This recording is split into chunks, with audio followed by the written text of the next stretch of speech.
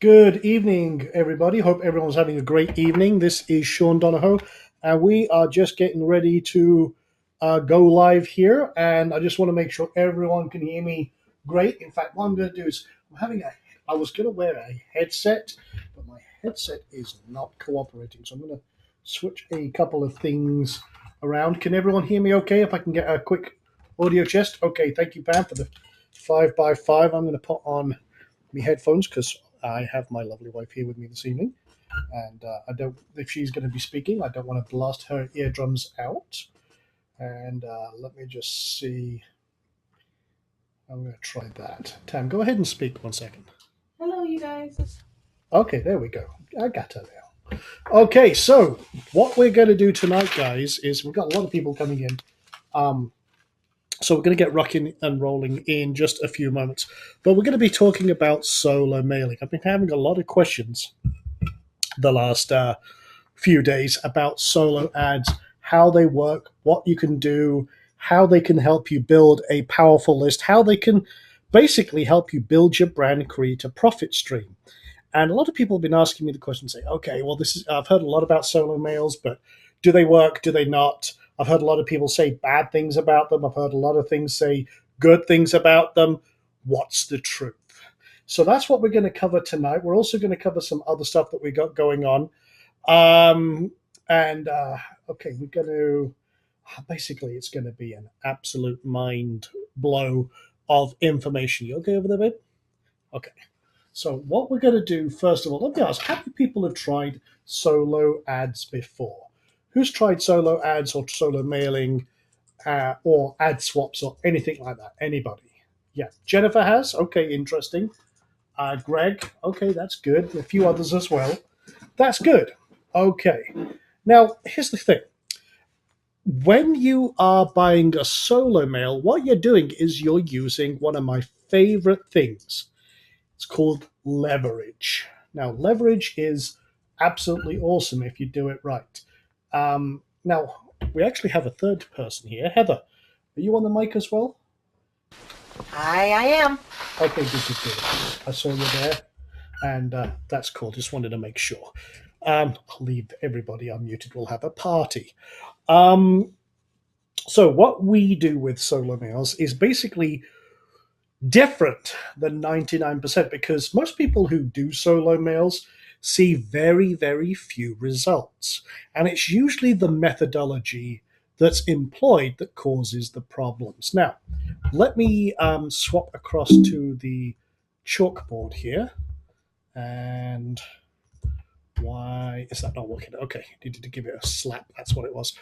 A lot of people use a very kind of familiar setup where they, if I grab my pen here, so basically what a lot of people do with solo mails is they'll go to a solo ad vendor, ask for X number of clicks. And then what they do is they drive them to a squeeze page which has some sort of freebie. And then what happens is they'll try and take them from that freebie and then lead them over time into a list, and then they'll send them some sort of emails or special paid offer, either as an one time offer and everything else. And I mean, the thing is, the problem with solo mails is a lot of the times they are built and expected to be freebie seekers. The problem with this is that when you try and show them a paid offer, they're so trained that even if you have a great offer, a lot of the time it's hard to convert them because they a lot of the times they want the freebie and then they go, boom, done. They don't want to know anything else. They're kind of like magpies in a lot of ways. And one of the biggest problems is a solo ad vendor. They don't guarantee results. They only guarantee the number of clicks that your page is going to get. And a lot of good vendors over deliver because they know that it's going to be they know what the average open rate and conversion is, so they'll know they'll blast X number of people with your offer, and they usually will write the mail for you, and they will tell you the offers that convert best are freebie offers. And they've usually got a mix of people they've built with solos themselves. They might also have paid members, in other words, customers list, but you never know the proportions. You never know what the quality of the vendor actually is. So you can have the best offer in the world, but there's too many questions where you don't know what the answer is. So what we're going to do here today is I'm going to turn a lot of this on its head. I'm going to show you the way that we do a lot of solo mailing. And I'm just going to see, I was wondering if one of our guests, we've got actually a powerhouse solo ad vendor here, but she's not here tonight, but she's in the inner circle. But there are lots of different people and different ways that you can create incredible results. You can build your brand, build a huge list, even make it so you either profit or at least break even. Because a lot of the times, if you break even with an ad and a solo ad, you're doing okay because it's not cost you anything and you're building up your list accordingly. Now, there's a couple of things with solo ads. Let's go into a little bit about the psychology of what we're doing and why. Now, the problem with a lot of okay, I don't know why I've got a photo filter on there. Probably hit the wrong button somewhere along the line. But what we have with your average solo ad customer, in other words, the personal subscriber on the list. First of all, when they come to your site, this is a cold lead. Now, who can come up with a good description of what a cold lead is? Let's have a look here. Go ahead, put in the questions box. What would you define a cold lead? I want to make sure everyone's understanding the kind of terminology we're going to be using here. You'll hear me use this a lot. The difference between a cold lead and a warm lead. This is a good definition from Rudy. It's a good start. Someone who doesn't really need your product. That's someone that's a good guess. Someone who has no idea who you are. That's a really good explanation from Lewis. Someone you've never had any contact with from Rona. Lots of people are saying the kind of thing. Someone who you've never observed before. That's a good guess there from Linda. The thing is that a cold lead, yeah, you've got no relationship.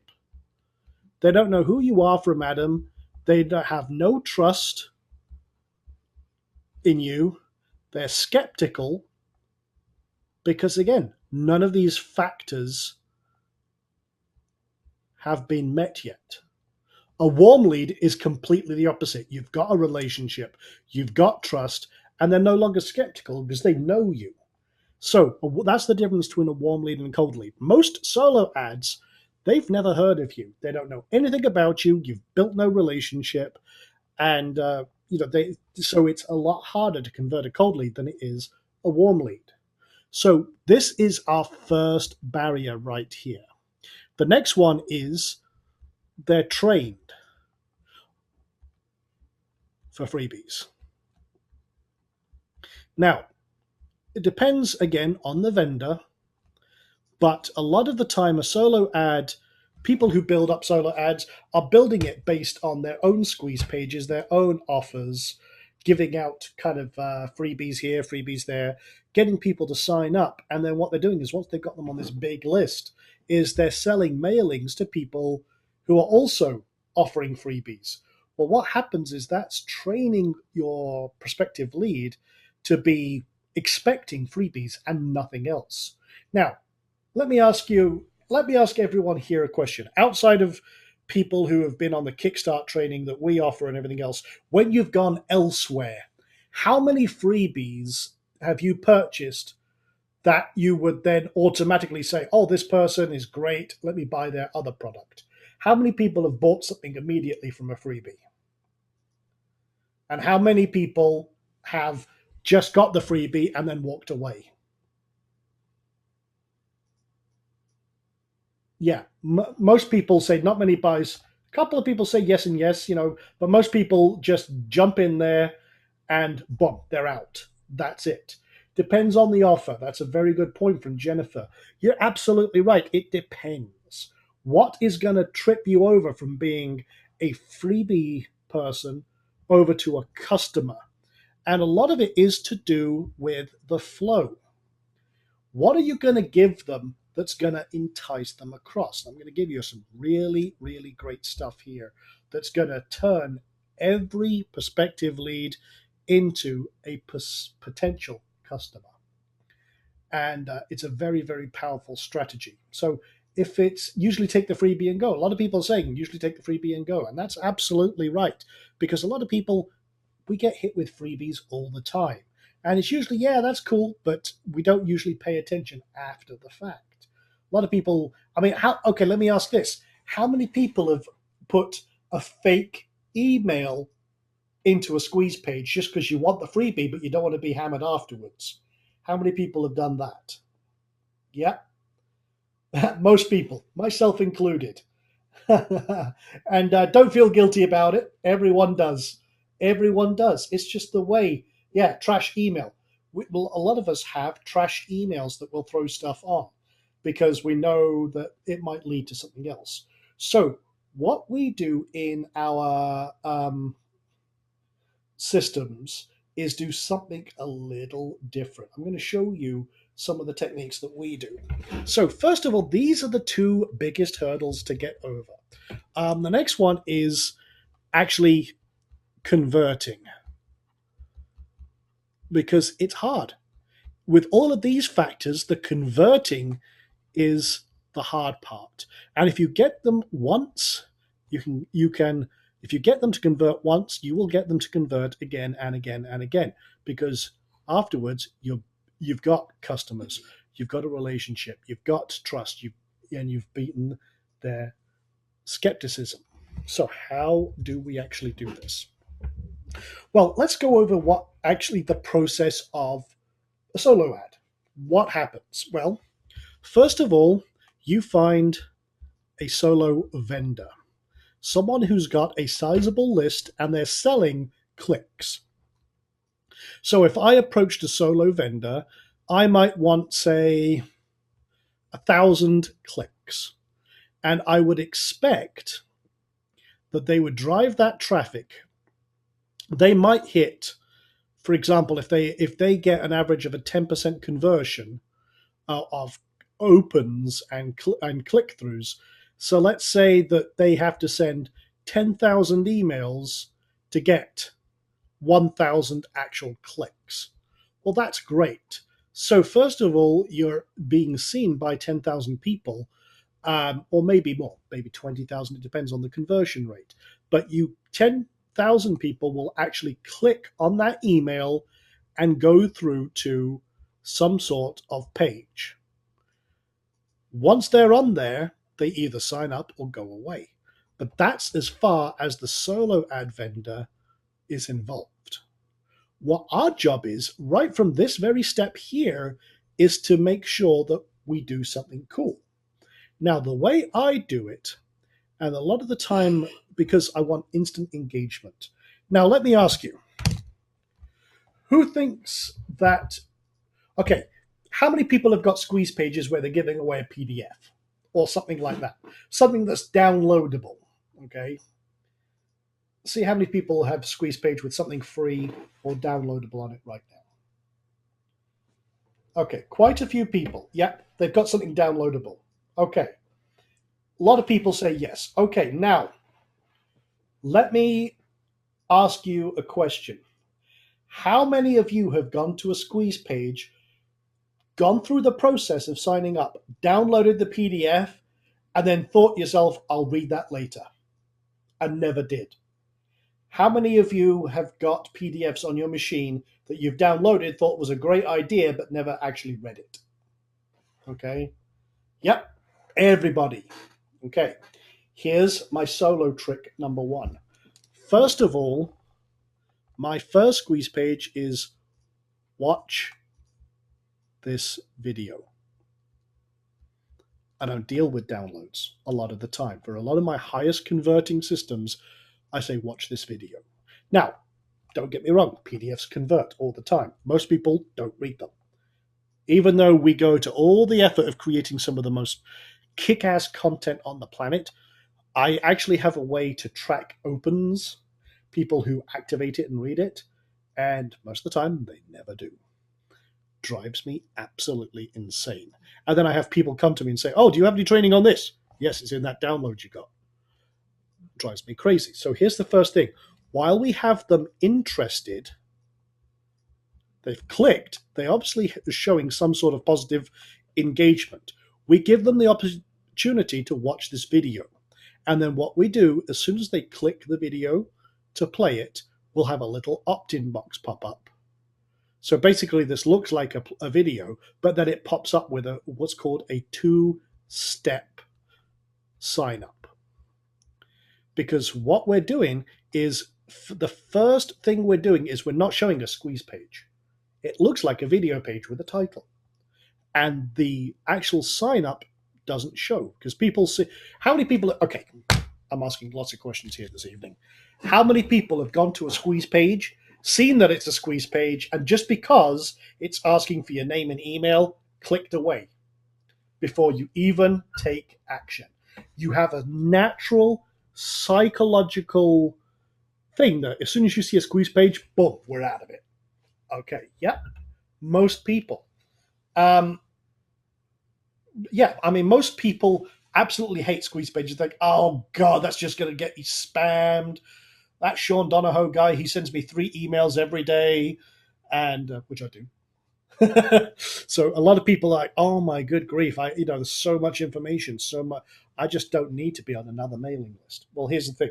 We're increasing that psychological step where we're getting more and more engagement first. They see, first of all, they've come to the page, they've made one click. The second one, they see a play button and a virtual player, boom, they're clicking on it. They're on that yes path. And this is a very important sales psychology thing, is the more people get involved, the more they are likely to act. They've already clicked something on the page. So we've got that psychological engagement going. And then when we pop up an email, like a secondary box that pops up, and I'll show you how to build one of these in a moment very easily. Once they do that, they're much more likely to sign up. Now, here's the other thing. With solo mails, I want the least amount of BS possible. Okay? The least barriers I can put in the way, the better. Now, there's a couple of things we do. First of all, we will just either ask for email. I don't even ask for the first name. There's a trust factor there.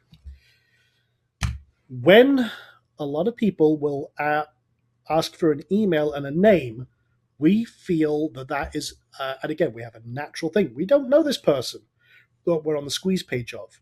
Why should we give them our first name? I don't know this person. We're not on first name basis. You ain't my bro. So why should I give you my first name?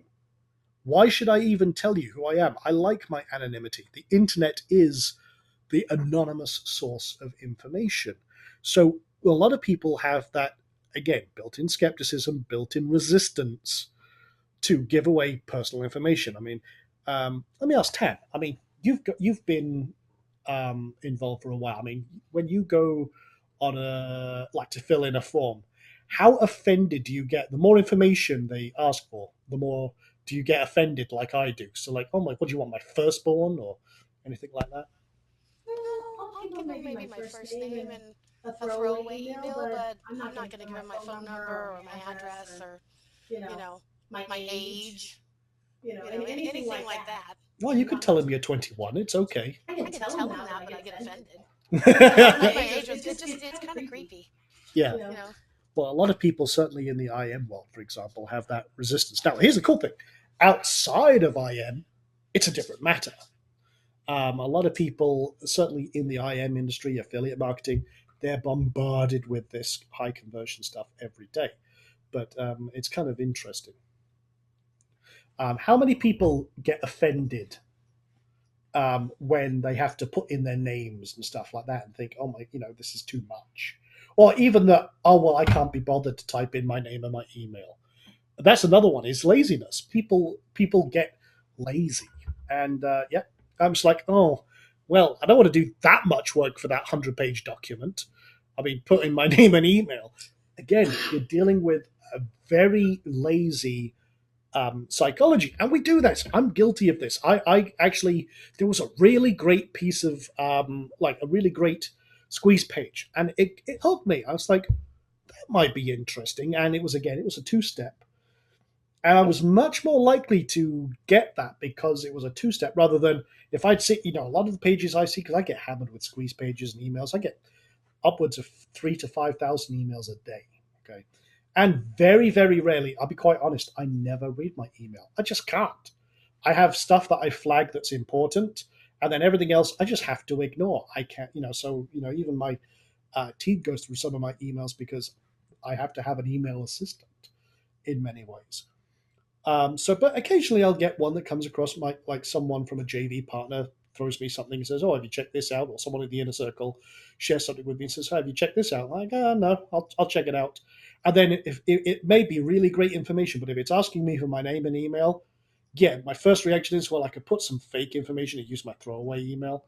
Like one of the ones I use a lot for that is Fred Fish, which is my which is my fun name for when I don't want to give you any real information, and I use a throwaway Gmail account. So there's a lot of that kind of. Even me, I'm more jaded than most maybe, but again, I have no interest in giving you any of my real information, so I don't ask for it. In my systems, I don't ask for it. The other way I do this, and this is again, it depends on the system you're using that you're using as a squeeze page system. But the other one that I've had great success with is, and again, this is something you would have to test, but Facebook Connect. The cool thing with this is you don't have to enter any information. But with Facebook Connect, you get all of the real information. You get the real email, the real name, demographics. And the cool thing is, it just takes, you don't even have to type. They click a button and that's it. And then it goes through and they have to then, if you've got this, it's kind of like a little Facebook app. They then say, yes, give permission. And you're good to go. Once you give that permission, that's it. And it gets added to your autoresponder, and usually it has a redirect. So they get to, I can't type or write, redirect. And they end up with the download page or wherever that may be. Now, what I do is, again, I'm just going to separate this out. My process is actually very, very simple.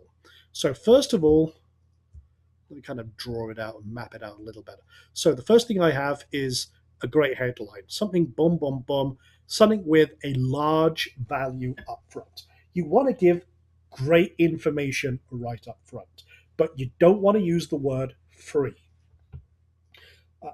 Because again, what you're doing is if you use the word free here, if anywhere on your page, and we've been testing this because I've done solos with this and without, and the trigger word free suddenly turns on that magpie switch in their heads, because they're suddenly thinking, oh, free, free, free, free, free. They're in that mindset. You've got them now aligned with their existing habits, and we don't want to do that.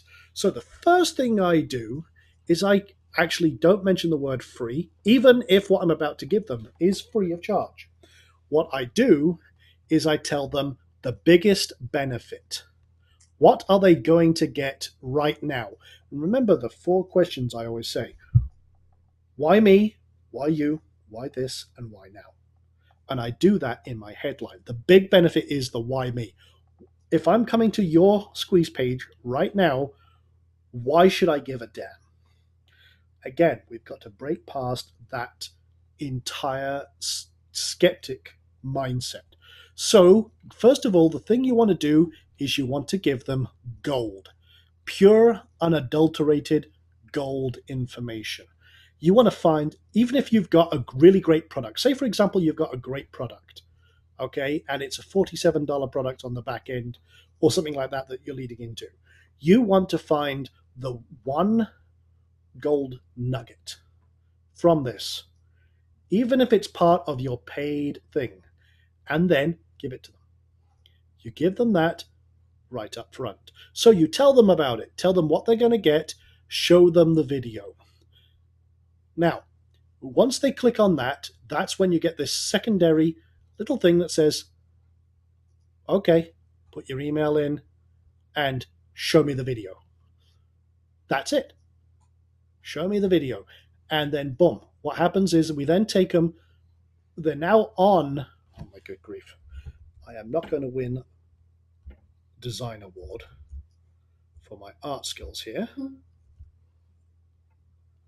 So now we basically have the same title and we actually show them the same video. All we've done basically is via that little setup that we've just done is we've given them the actual video. No extra design required.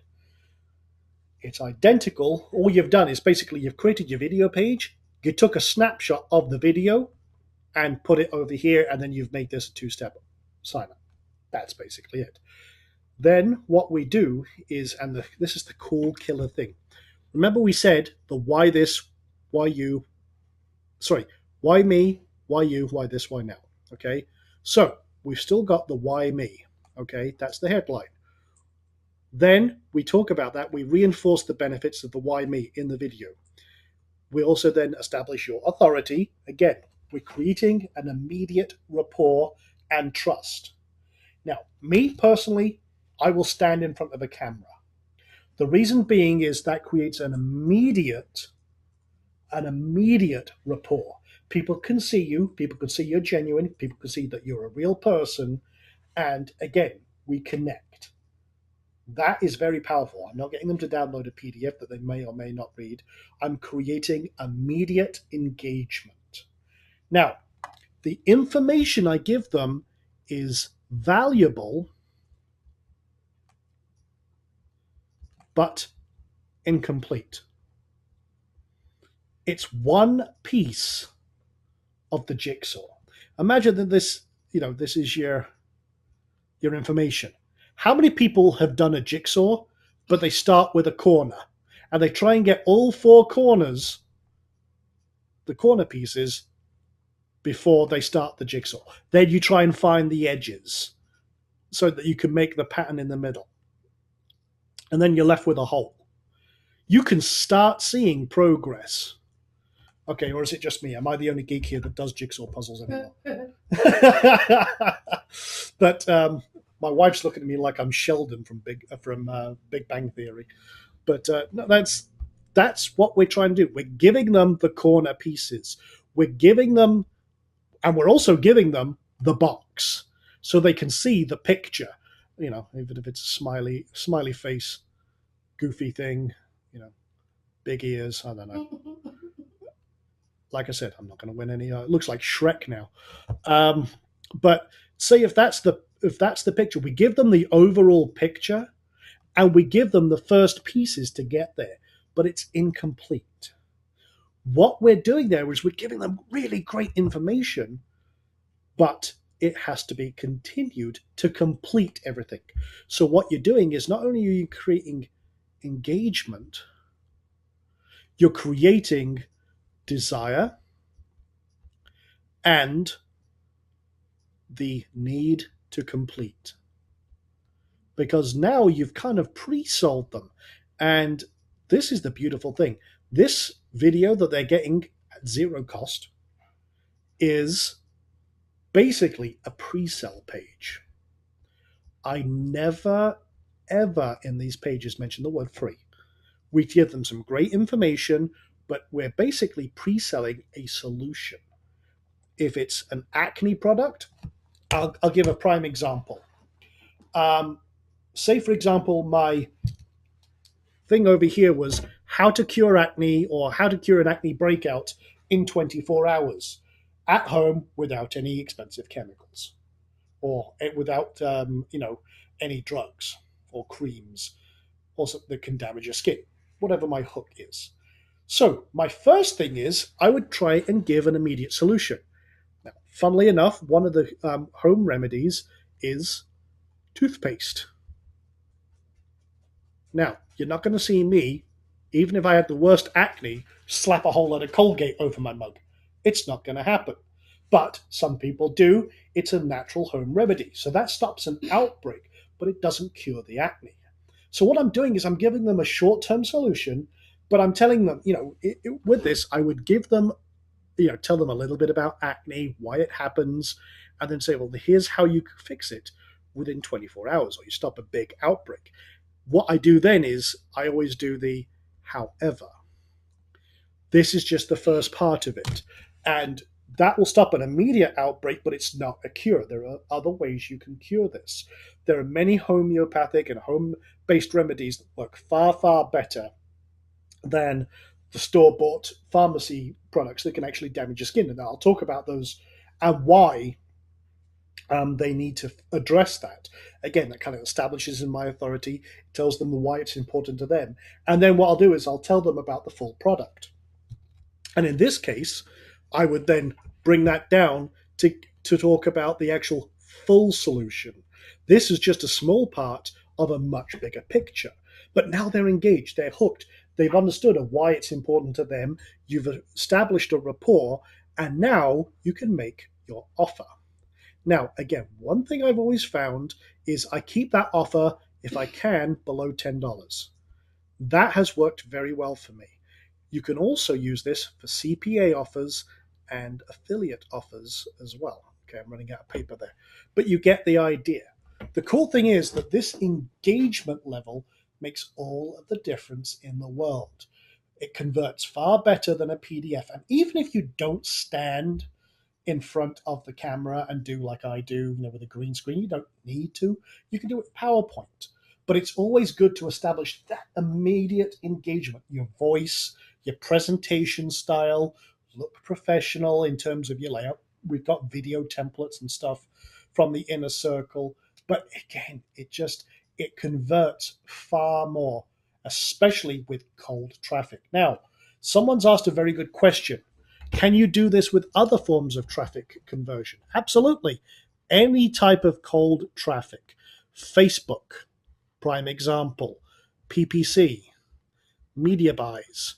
Solos work very well in this environment, but it depends on the solo ad vendor. Solos tend to be more prevalent in the IM, affiliate, and home business, BizOp world, more than any other industry. But there are places that will sell like newsletter space and do solo mails outside of that. All you've got to do is find a vendor in like health and wealth and dating, fitness, and elephant herding, chicken wrangling. I was going to say cat choking, but that was going to end up being chicken choking, and that was just going to go completely weird. So just leave the animals out of this equation. But you get the idea. This is all about converting cold traffic and getting that immediate engagement, getting everything rocking and rolling as quickly as possible, and then capitalizing on that immediate engagement that you've created, because you've literally eclipsed everyone else. Put it this way, everything you learn in the Inner Circle puts you 99% ahead of everyone else. 99% of people in internet marketing and marketing in general have no clue. Now, again, outside of IM, it's even worse. It's 99.9%. I'll tell you right now, I've been in niches where I actually just cringe at some of the stuff that is out there. So everything, the techniques you learn in the Inner Circle are so powerful that if you just apply them, they will work absolute wonders. But one thing I will do is show you how I put one of those pages together. So let me just pull up, where has my browser gone? Okay, there we go. And I'm going to do that. Okay, what we're going to do is I'm going to use lead pages. This is a very popular system and it works pretty well. And it also does a lot of split testing and all sorts of cool things. Now, you can use anything. You can use OptimizePress if you've got it. OptinThunder will do a lot of this stuff that we're talking about here. And all you've got to do is click it, put it together. By the way, people are asking about OptinThunder as soon as humanly possible. We're getting ready to launch RCW, so it's all kind of hands on deck. And to be quite honest, I'm taking my wife away for a dirty weekend. Got a giggle out of her. It was our anniversary on Tuesday. 11 years she's put up with me, which if you've been in the inner circle for any length of time, you guys have only put up with me for a short period of time, and you only do it for 1 hour a week. She has to do it 24 hours a day. It's on the Queen Mary. They're gonna kick you off the boat. Well, Queen Mary was from Scotland, so I'm all right. But I'm taking her away this weekend. So again, we've got lots of things going on. Also, I do have some. Okay, I was hoping to showcase something here tonight with the new IMSE Flex theme and the new Profit Builder. However, the people I was working with pulled a fast one on me, and we had an agreement and a deal, and they jumped ship literally as we were about to sign the paperwork, which pissed me off. However, Okay, next. yeah, basically, as soon as they did that, I contacted another developer and started cutting another deal immediately for the same kind of thing. So we've got some things in the pipeline with IMSE Flex. We're basically going to try and create our own version of Optimize Press 2, but it's going to be Optimize Press Sean, which is far more powerful. But it will support e-commerce with WooCommerce. It will support blogs, magazine styles, news styles, review sites. Basically, I've got some huge plans for it. And I love that it has WooCommerce in it. Oh, yeah. I mean, put it this way. Can you imagine creating a full e-commerce site that basically has Amazon as your back-end dropshipper? I never want to go back to Xcart, ever. Now, my wife is making a reference to a system that we use that's an e-commerce system that, how do I put it delicately? We used it to build an Amazon competitor with over 3 million products. To say that was an interesting scenario would be an understatement. And then I used the same scenario for my own art business, which had approximately 3 million items. That was a fully automated eBay business. Don't do it. Behind the times. They're just now going responsive. Yeah, they dropped the. That's the problem. It's the Leviathan syndrome, as I call it. But it'll support WooCommerce. Do you think I should give them a sneak peek? Of the old one? No, I want it of the deal we're cutting. You could, just don't show them who it is. I can't do that without showing it. So, okay, you know what? Maybe next week, guys. Thank you. You raised a good point there.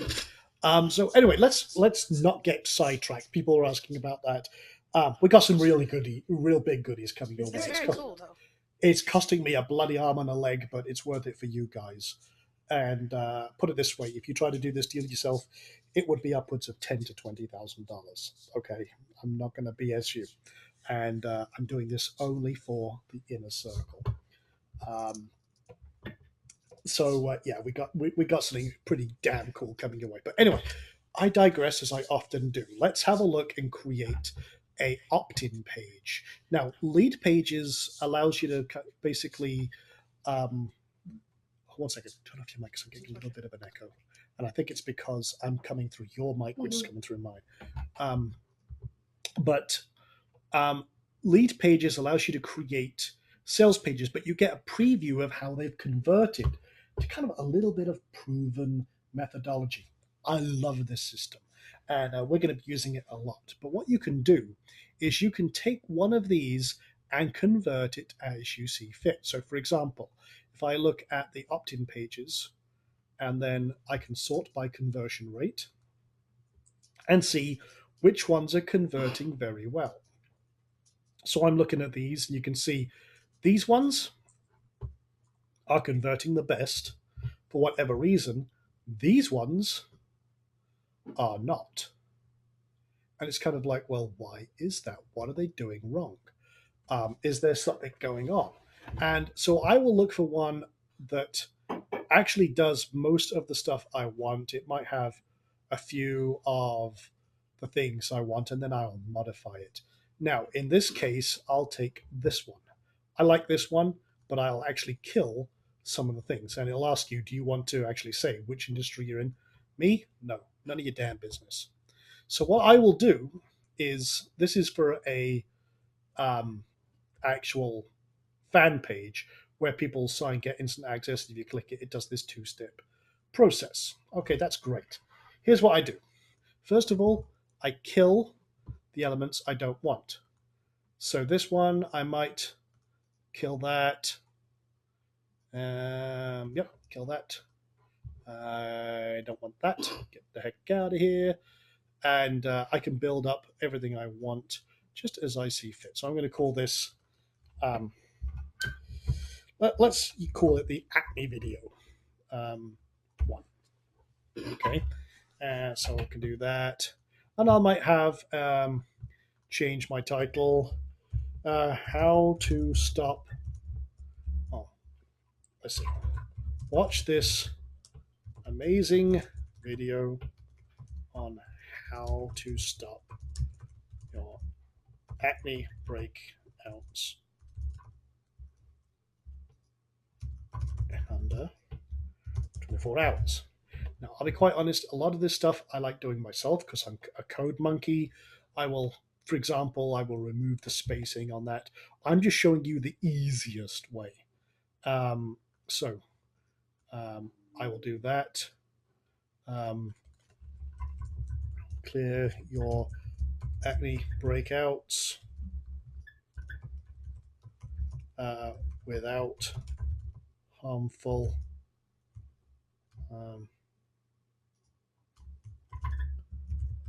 drugs and creams.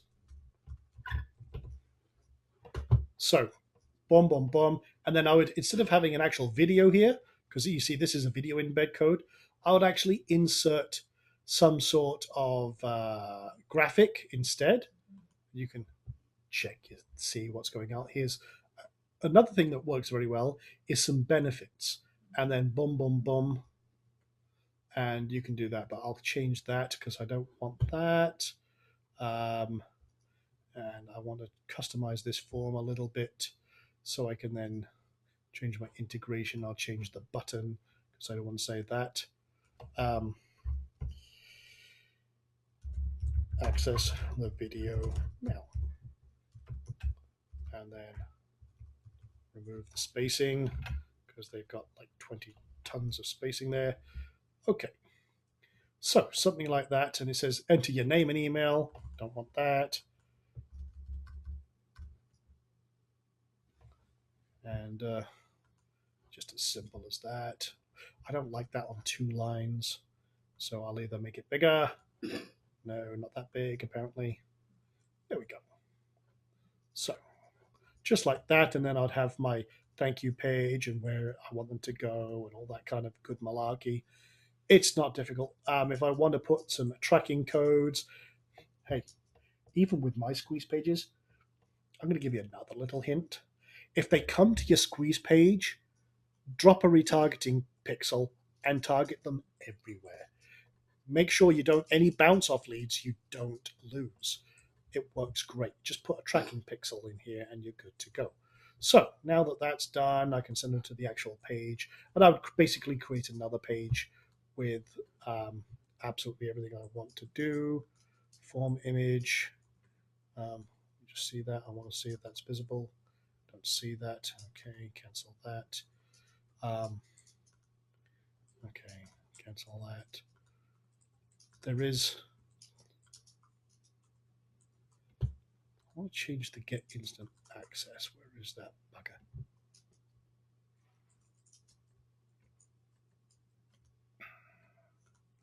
It's in here somewhere. Oh, it's right bloody there, idiot. Okay. So what I would do is instead of actually having this as a trigger, I would actually have the video as a trigger for that. So there's all sorts of, what you can do is you can swap it out and you can play around with different things. The other thing I do is I'll actually trigger that using Optimize Press, for example. You can set an image and then have it be the trigger. But just watch the video now or something like that.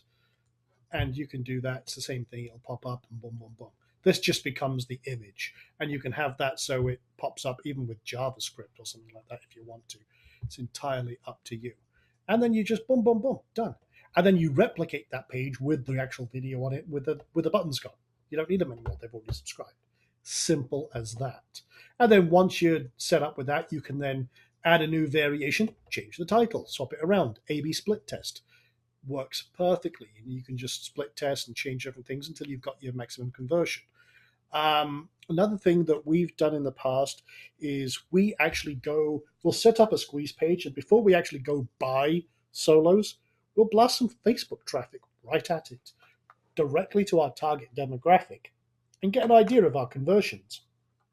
We'll run a split test of 3 or 4 different versions of a squeeze page, and then boom, we'll know which ones worked, which one didn't, and then we're good to go. It's literally as simple as that. And once we're done with that, then we can go finding a solo ad vendor. So let's assume we got the squeeze page done. There's not really that much you can play around with. You can see all the different options here, whether I want the header section, whether I want it hidden or shown, what I want to do in this section, whether I want to add new items or what have you. If I go to cancel it, there's also the headline, subheadline, top arrow. These are all the options for your particular template, and there's lots and lots of templates. I always try and find one that's the closest, and then I'll adapt it. But these are basically just HTML files with special codes in them. That's as far as it really gets. So I'll turn that back off, and good to go. But you can do all sorts of custom designs, and if you don't like this, no problem. Go back to the lead pages. I'm not even going to save this one. And then here's a couple I was playing around with in a demo. I'll delete that. Again, it's always good to have multiple accounts when you're demoing this stuff, and that way I don't show off all my other squeeze pages. So again, you can look at all the different ones that are out here. This is a good one, but you can see it's the download the freebie. We try and avoid that. Let's have a look at the sales page versions. All sorts of different sales page ones that are out there. Again, these are the ones I actually use a lot of the time. Is I'll use some sort of sales page based one. Here's one, for example.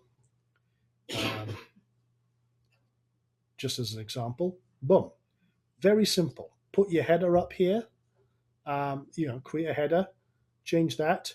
Here's your video. Guess what? That could be just a player, and then instead of having your title, it's not too much different to then have your add to cart or something like that. You just change it with an actual sign-up form or what have you from all the different options you can create.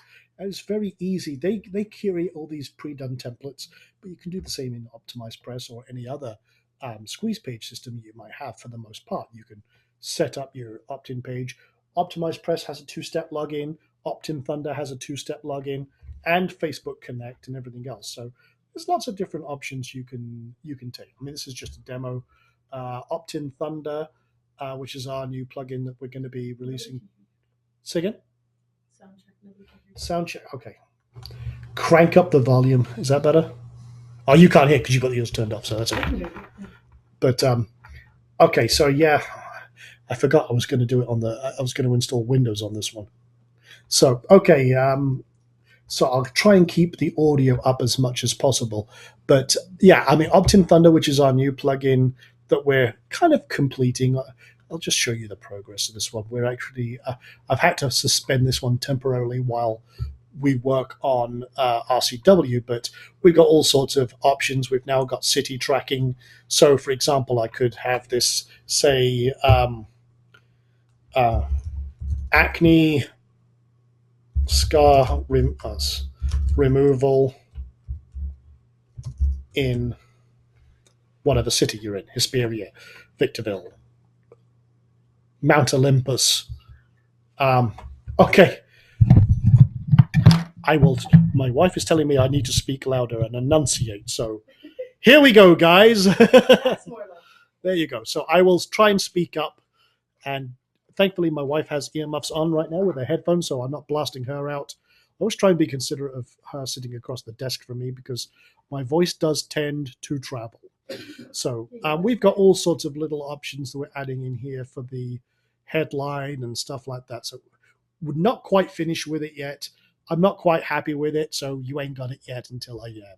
But this does create pretty darn cool opt-ins.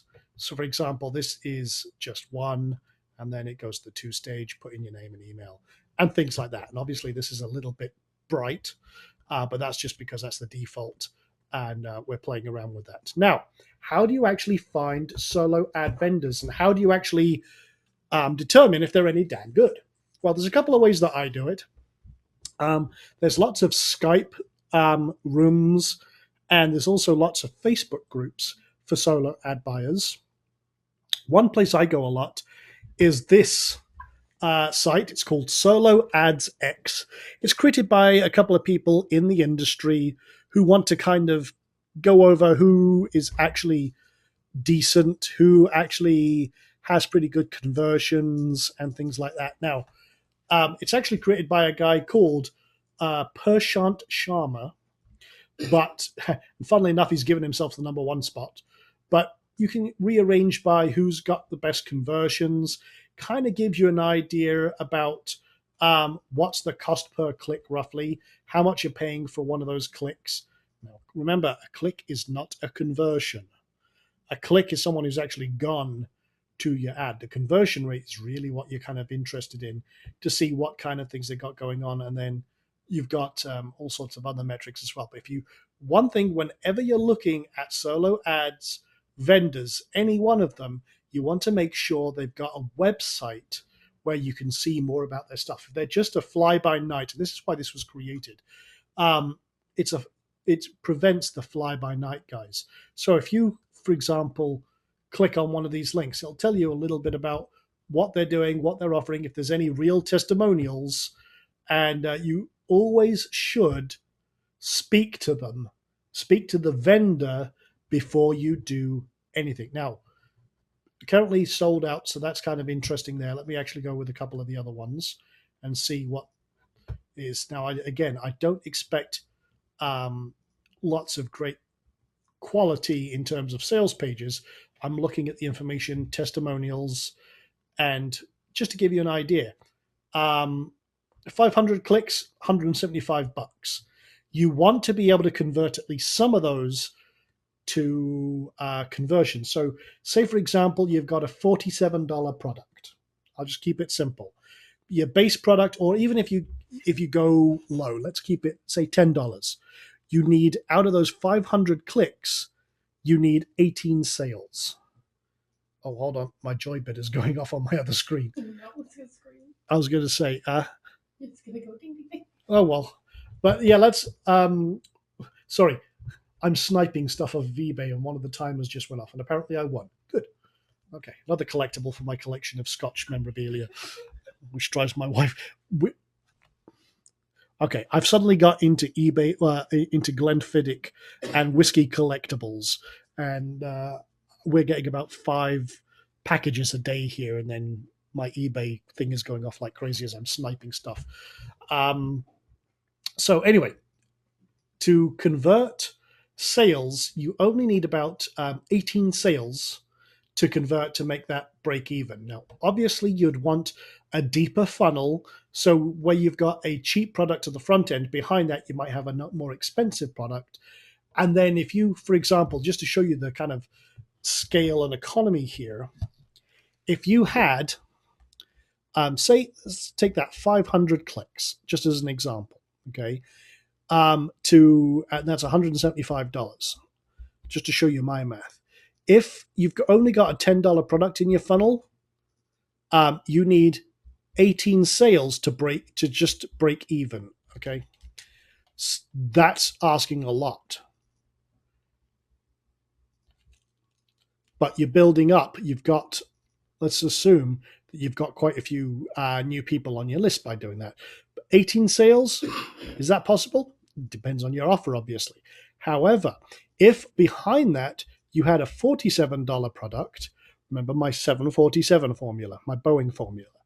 So if you behind that had that, and out of those, let's just say that you've made, let's just say you had 10 sales, okay? 10 sales, and you're up to $100, Okay, that's fine. But if 3 of those buy your OTO, that's $150. Now you're up to $250. You are now in profit. Your list building efforts didn't cost you anything, and you're $125. I'm sorry, $75. My math at this time of the evening is screwed, but $75 ahead. That's great. Now you could now go take that and maybe reinvest it in another solo along with your original 175. Now you're starting to build up and scale up and build your list accordingly and make other offers. So that's where the math actually works in. If you break even, you're good. But it's nice to have a little more of a back end funnel and understand the lifetime value of the customer you're building in. So this is where, again, I start looking at what people are doing and everything else. And you want to see if there's any kind of conditions or anything else. And I always look for someone who's got an instant contact where I can ask them, how old is their list? What offers are they mailing? How often are they mailing? How did they build the list? If they've got buyers in that list, and how old are those buyers? In other words, when was the last time they bought a product, or when was the launch that built them to those lists? And what you want to understand the dynamics and the quality of the list. Now, what I might do is I might buy a small sample first, just to see what quality is like. Then from there, I'll buy a bigger one. Now, I've also done it because, again, there are some interesting marketers out there that will, if you buy a small sample, they'll send it to their premium list so you get better results. And then when you buy the other one, they'll send it to the crap list. I don't like people like that. So that's why I look on here to see what kind of conversions, what kind of people are doing, and if there's anything that's working well. Now, again, there's also a poo list. I'm being polite, as polite as I can, but you get an idea about who is good, who's bad, and who's ugly. And kind of interesting because, again, people are actually some of the people I know are on this list. So it's kind of interesting to see who does stuff, who doesn't, who's the people to avoid. Now, there's only 7 people on here, but again, that's kind of a good basis to kind of see what's going on. But again, another thing, let me show you, let me pull up Skype. So I have a Skype room I'm in, the John Coronetta, someone who built a list of 300,000 people just by doing solo ads. But let's take a look. Here's, for example, Martin here, Molstead, premium USA solo ads. No more second tier, 100% US traffic, so it's all quality. Traffic from email only. Average opt-in rate above 42%. I always look for above 40%. So that's pretty good. And I want to see what they're... You see, he doesn't have a URL. He's got a video, and I might look at that. And this is just him talking about it. So I might not use that because, again, there's no website for the ordering. Let's have a look at a couple of others. They've got, see, this is what they do. They sell them in blocks of how many they've got available. In other words, they'll do 1,000 mailing or 100 mailing, whatever size. And then they're not really saying much. 70, what they call top tier is traffic in the US, Canada. That tends to be the top tier stuff. And not international. So 70% plus.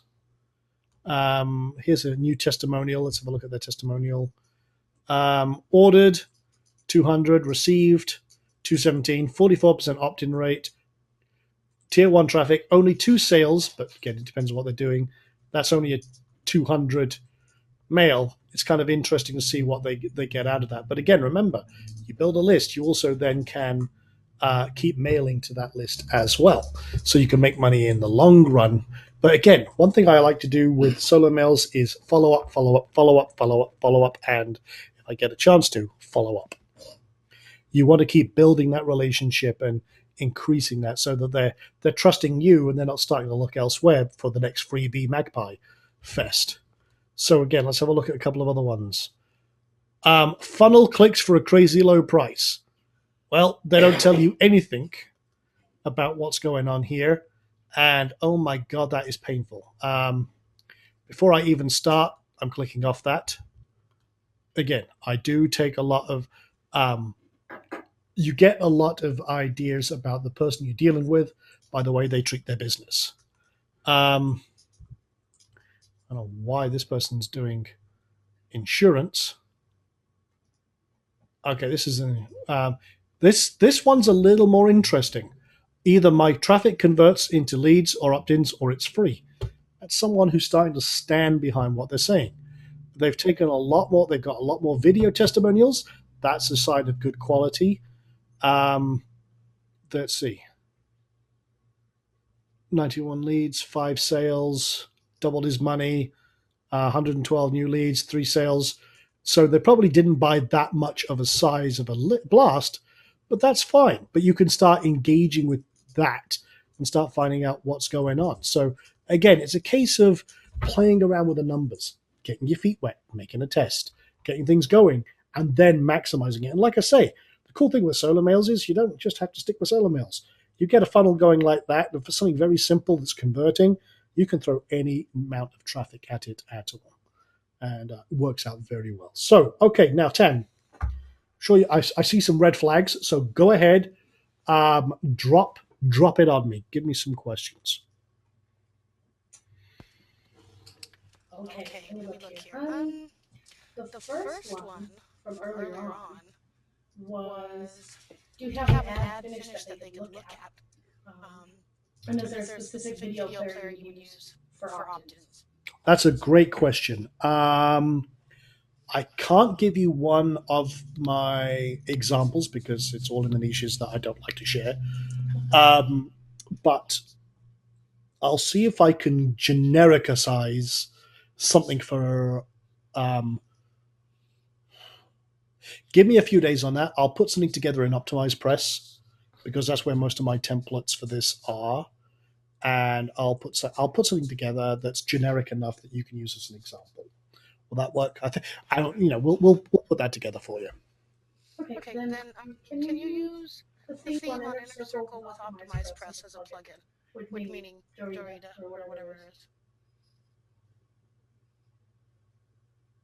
Okay, I'm sorry. Say that again. Can you use Optimize Press 2, like the theme we have for the Inner Circle Mhm. now for the website? Can you use Optimize Press 2 with that?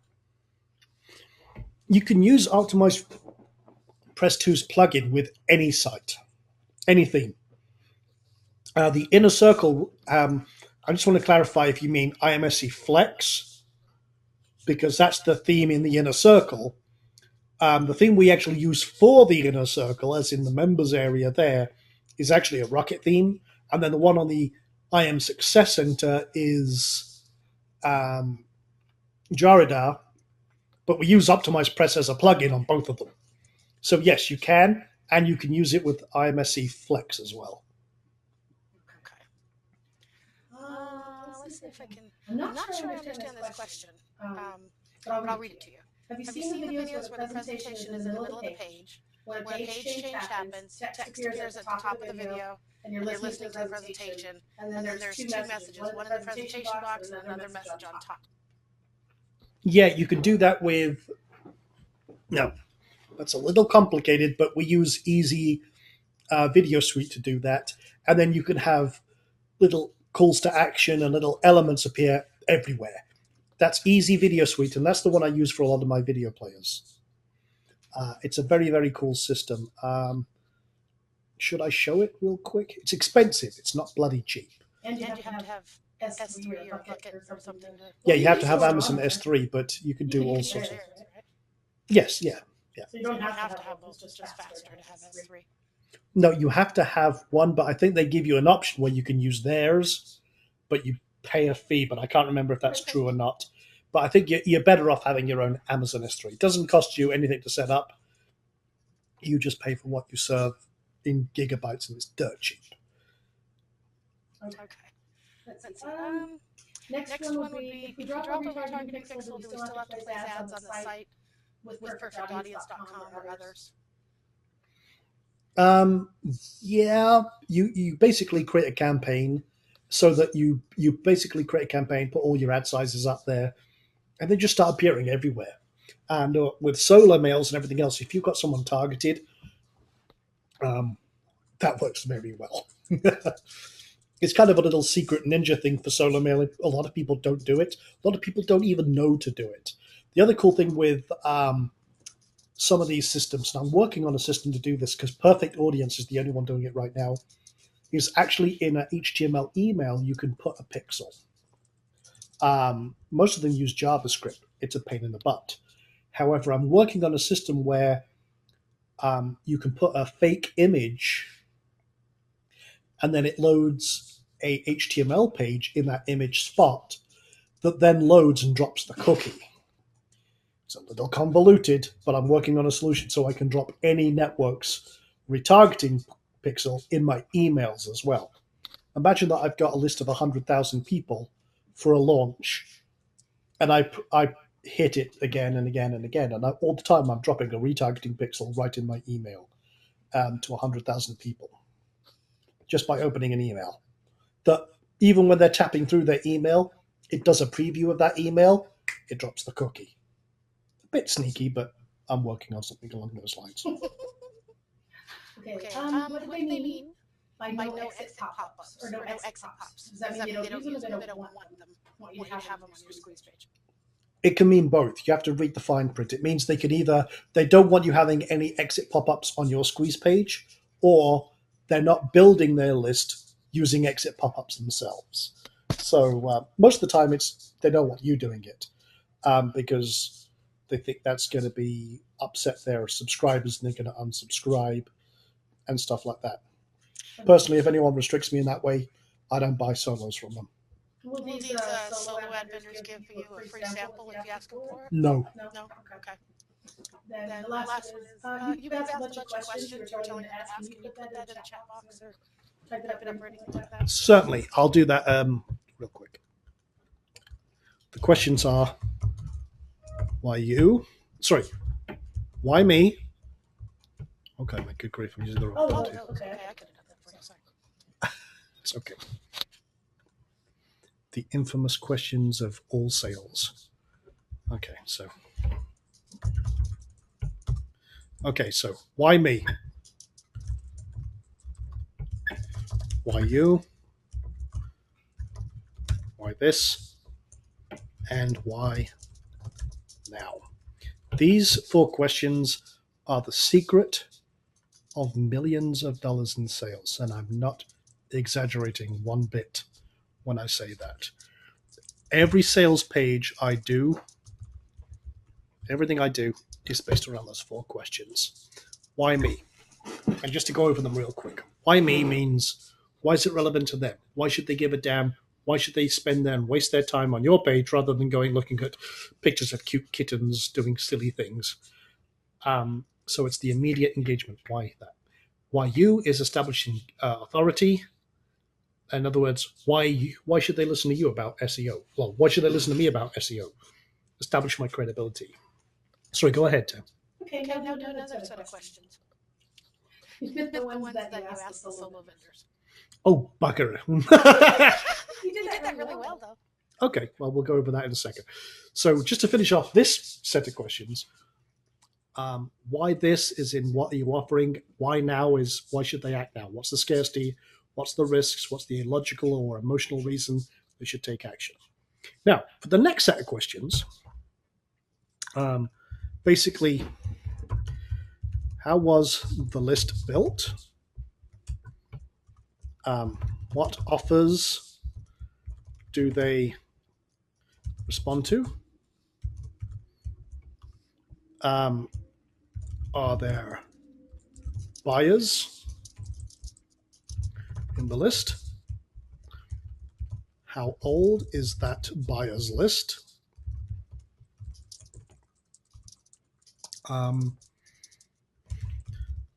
Discount. Always ask for a discount for bulk. And those are the main questions I ask. I want to know how this was built, what offers do they respond to, are there buyers in the list? In other words, is it just tire kickers or is it people who actually open their wallets? And how old is that buyers list? In other words, oh, yes, we've got a 20% buyers in there. Well, that's not really a valid list if it was done 3 years ago. I'd I'd like like that that one one to to 20%, please. For 20% 20% of the cost. You ain't going to get that. I can ask. But that's basically those are the questions. And what I'll do is I will paste those.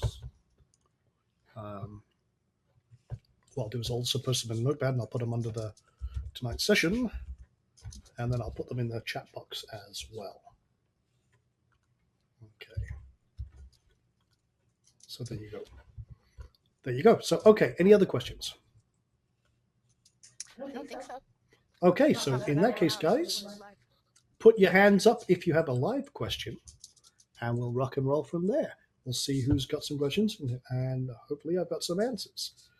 So, and then we'll see if there's any other things going on. But yeah, raise your hand if you've got a question. We'll make you live.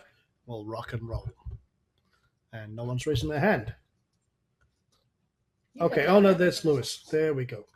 Lewis, what's your question this evening? Lewis, you there, sir? Has his hand raised, but no question. Okay, we'll come back to Lewis.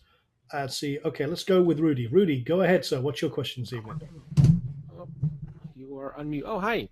Can you hear me, Sean? I can indeed. Oh, good. Sorry, I put in my good voiceover microphone here so you can really hear me because I have some really important questions I want to ask. Sure, go ahead.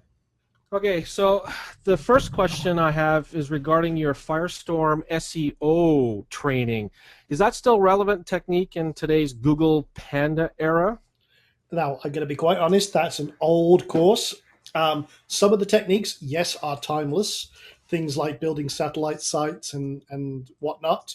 A lot of the core foundation is still valid as it was about 3 or 4 years ago when that course was created. Some of it is not. You have to be more diversified with your link building, your anchor texts and things like that. But at the core of it, absolutely, yes, it is. So your link wheels are still good then? As long as you're using broken link wheels, yes. A lot of the stuff that we talk about in the link magnet, which is the same basic process, Yeah. absolutely, very, very much so. Okay. Okay. So the next question is we start with the home page, kind of a general targeted keyword for your home page. Yep. And then from there you link for a laser targeted keyword page, correct? Yeah, it's kind of evolved a little more into silos. So let me kind of go over the difference there. Okay. So if your main homepage is generic, Yeah. and we'll talk about this actually in RCW, some of the advanced training in that. But then you have categories that are slightly more specific. So for example, if I'm just say my main keyword is dogs, and that's the kind of general area. This one might be dog training. Okay. Yeah. So that's the category. Then under that, I will go laser specific. I was doing silos before it was even called silos. And it's the same kind of base process. These are very laser targeted to certain key phrases, but the silo structure is kind of just a little deeper. We use the dog training category, for example, basically as a landing page for this term, so that the Google and the search engines and everyone knows that this is in the dog training section. Then you've got your specific keyword targeted ones. It's just a different structure of organization, but it's the same process. Okay. Now that was my question. Is you were talking targeted pages. I was wondering if targeted posts would be okay. My apologies. Let me just correct myself. These are posts. Okay. These are posts because you can't assign a page to a category. You can only assign posts. So yes, these are posts. Those are posts. Okay. And now off of your categories, you have your link wheels, correct? That's correct. Off of the categories, you can do this. but also off of these as well. If you want to rank for a specific keyword, it's good to have your link magnets attached to the primary words that you're going to have the most profit and success from. So you do it off the posts, but you can also do one off of your category as well. I would do it literally at every level. Okay. Now, with these link wheels or link magnets, do I need to? You've got 2 sets of 4 in your training program. Once I create them, do I need to create another set for each targeted keyword, or can I use those same link magnets for each targeted keyword? I would throw in some unique ones in every version, but you can play around, you can mix and match, you can throw in Web 2.0s. Basically, the more diversified, the better. So you can throw a little bit of everything. You can reuse some of them. You can add some unique ones in there. Basically, the more random you make it and the less grouped you make it, the more natural it looks. Okay. So just mix it up. That's a lot of work. Holy smokes. It can be, but you can speed it up. One of the ways to do it is you can buy Web 2.0 profiles from Fiverr. You can have someone else do it all for you, or you can just simplify it. Just focus on the ones that are going to get the most action. Or what you can do is, if you have a program like SE Nuke or something like that, one of their setups, which is kind of the full Monty, it's basically an evolution of the link magnet process using Web 2.0s. You can hire someone to do that right at one of your main sites, and then you don't have to worry about it. Put it this way. If you try to do it all manually, it's a nightmare. Yeah. Automation is where it's really at, and you can set things up to work pretty well, get a good diversified link profile, and just automate it as much as possible. Okay, cool. And one more quick one-answer question. Your IMSC affiliate program, before or after RCW Lightning? After. Thank you. Unless I can get a few things in line first, but we're running a little behind on where I want to be for the launch to be comfortable, so it's probably going to come not long after, but that's going to be the next big push, is going to be the affiliate program and everything else for that, because I want to get some webinars out there and get some more members in here and make this community even bigger than it already is. Great. Thank you very much, Sean. Thank you, Rudy. Appreciate it.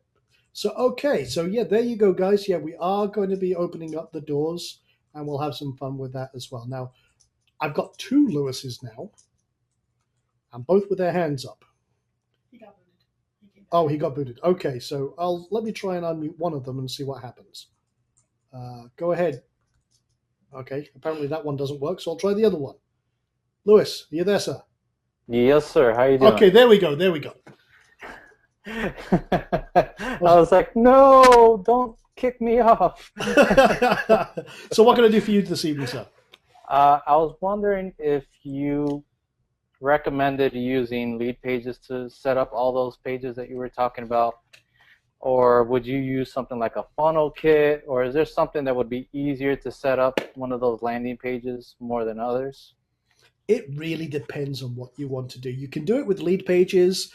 I do most of mine as a combination between lead pages and optimized press.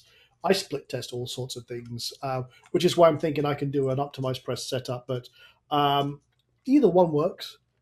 And even if you can't do, it's like, okay, well, I have to create my own custom template here, or I have to play around with a couple of things. I don't want to do that. What's the easiest way?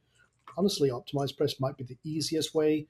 But if you don't want to spend, $100 or $200 on buying optimized press theme outright, you can do it with lead pages. Now, funnel kit, I've never played with, to be quite honest, and I've heard some bad things about it, so I haven't even bothered looking at it any further than I've just heard of it, so to speak, and I know what it does. But I don't like the way it does some things. So yeah, my preference would be optimized press off lead pages. All right, awesome. And one last thing, as far as like video players, there are some video players like Wistia has the option for you to insert like an opt-in before the video plays. Mm-hmm. Would that be something to kind of like look at? Because Wistia can be expensive if you have a ton of videos. Yeah, you can use something like that. There's actually one by, I've got to ask him. it's another one. Oh my good grief! I can't remember his name. Mark, not Mark. There is one out there that does it, and it's cheaper. It's like $47, and it's unlimited. But now it's gone right out of my head. But it's basically the same kind of thing, an opt-in right on the video itself, and it works very well. And it does stop the kind of two-step opt-in process. Okay. But I can't remember. I'll try and find the link, and I'll put a link for it underneath. But it's a lot cheaper. That does work as well. And his name has completely gone out of my head, but I will find the link for that. All right, cool. Yeah, because I was looking at something like Simple Video Pro, but they're asking $97 for that player and renewed every year. So I was kind of holding off. Yeah, it's a little. That one's a little cheap. Well, a little expensive. Let me just see if I can find the Mark DeLuise. That's the gentleman I was trying to remember, and he does have one, which I cannot remember. Is it opt-in video or? Let me just see. 1 second. Mark Luis video opt-in. I don't know. That's not how I spell his last name, but it'll probably auto-correct me. Where is it? I have to find his. It's not. Is it WP Opt-in Pro? That doesn't sound like it. I'll find it. Covert opt-in. Maybe that's it. Covert opt-in. Let me just double check. Maybe that's the one I'm thinking of.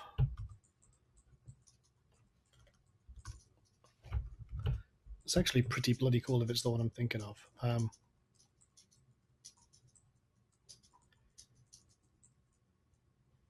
Okay, does it have a demo? Oh no. Okay, I'll find the bloody thing. It's in there somewhere, but it does actually have an integration for iMessy Rapid Mailer and a couple of other things, but I just cannot remember the name of the bloody thing. So it's out there somewhere. All right, thanks, Sean. Awesome. Okay, awesome stuff. Okay, let's see here. Now, I have lost all of my controls.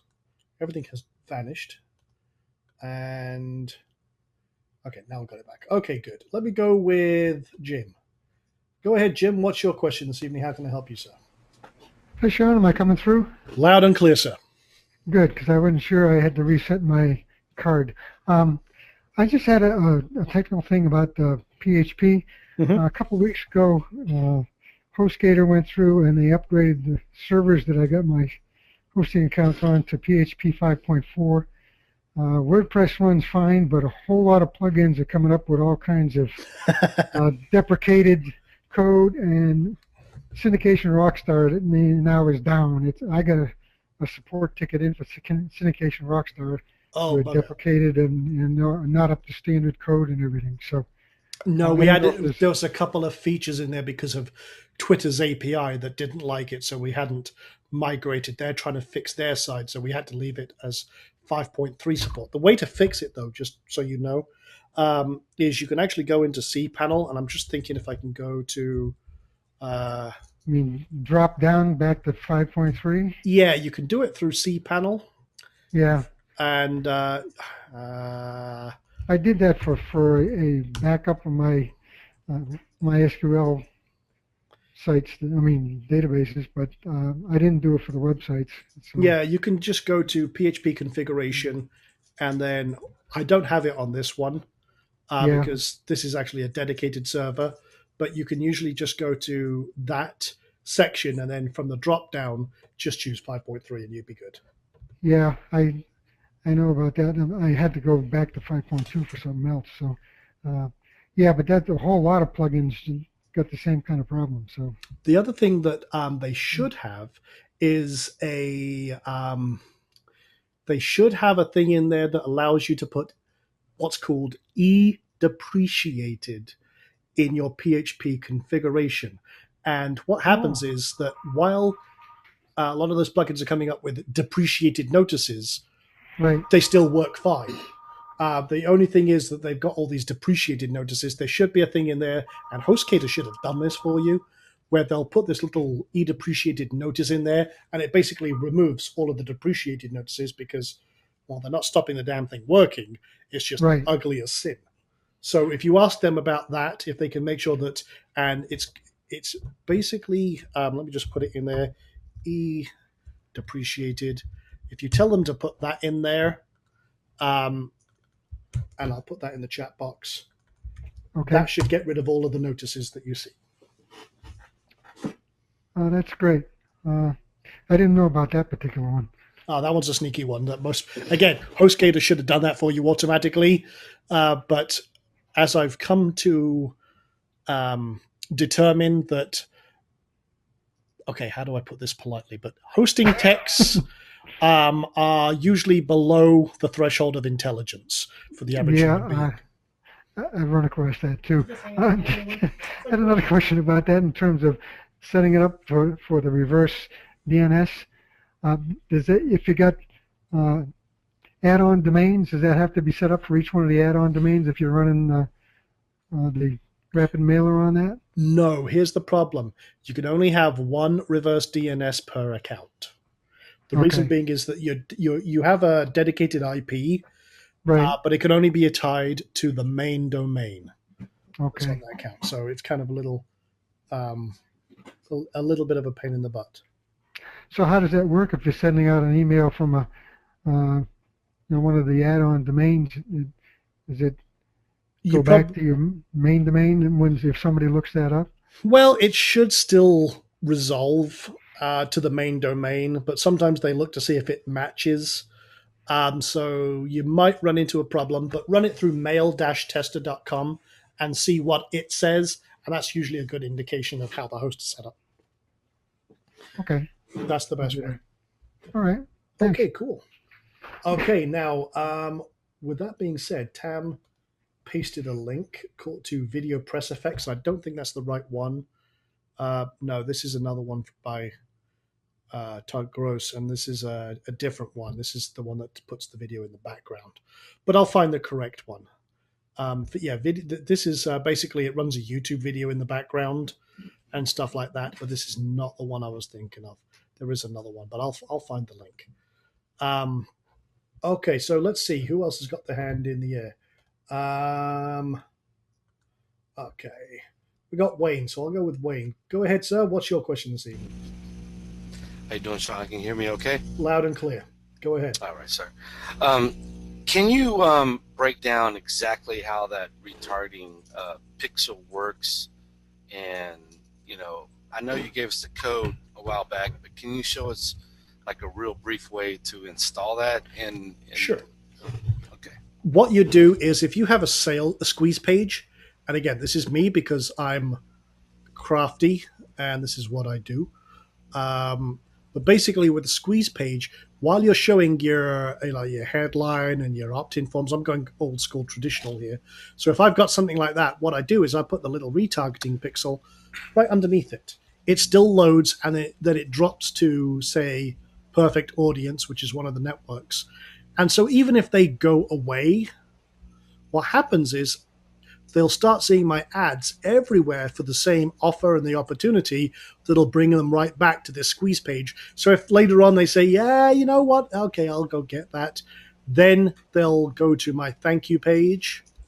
And then I have what's called the cancel cookie, the CC, the cancel cookie, which now says, don't show them the ads anymore and remove that cookie.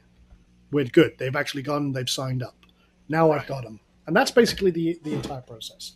Now, do we still need to provide a campaign like Perfect Audience to capture that, or if we put that pixel in, it really won't work if they go on the say CNN or wherever? Yeah, you do need a campaign. You do need a campaign in Perfect Audience because you're dropping that cookie to show them the campaign wherever there is real estate available. Gotcha.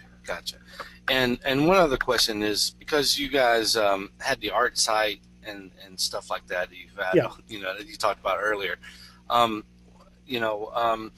even if you buy a product, say on, Deposit Photos or something, and you convert it to, I mentioned this question to you earlier about a vector art thing. I have a lot of vector art, and can you copyright like print a product and actually sell that product just because you bought it, or is there any kind of legal issue with that?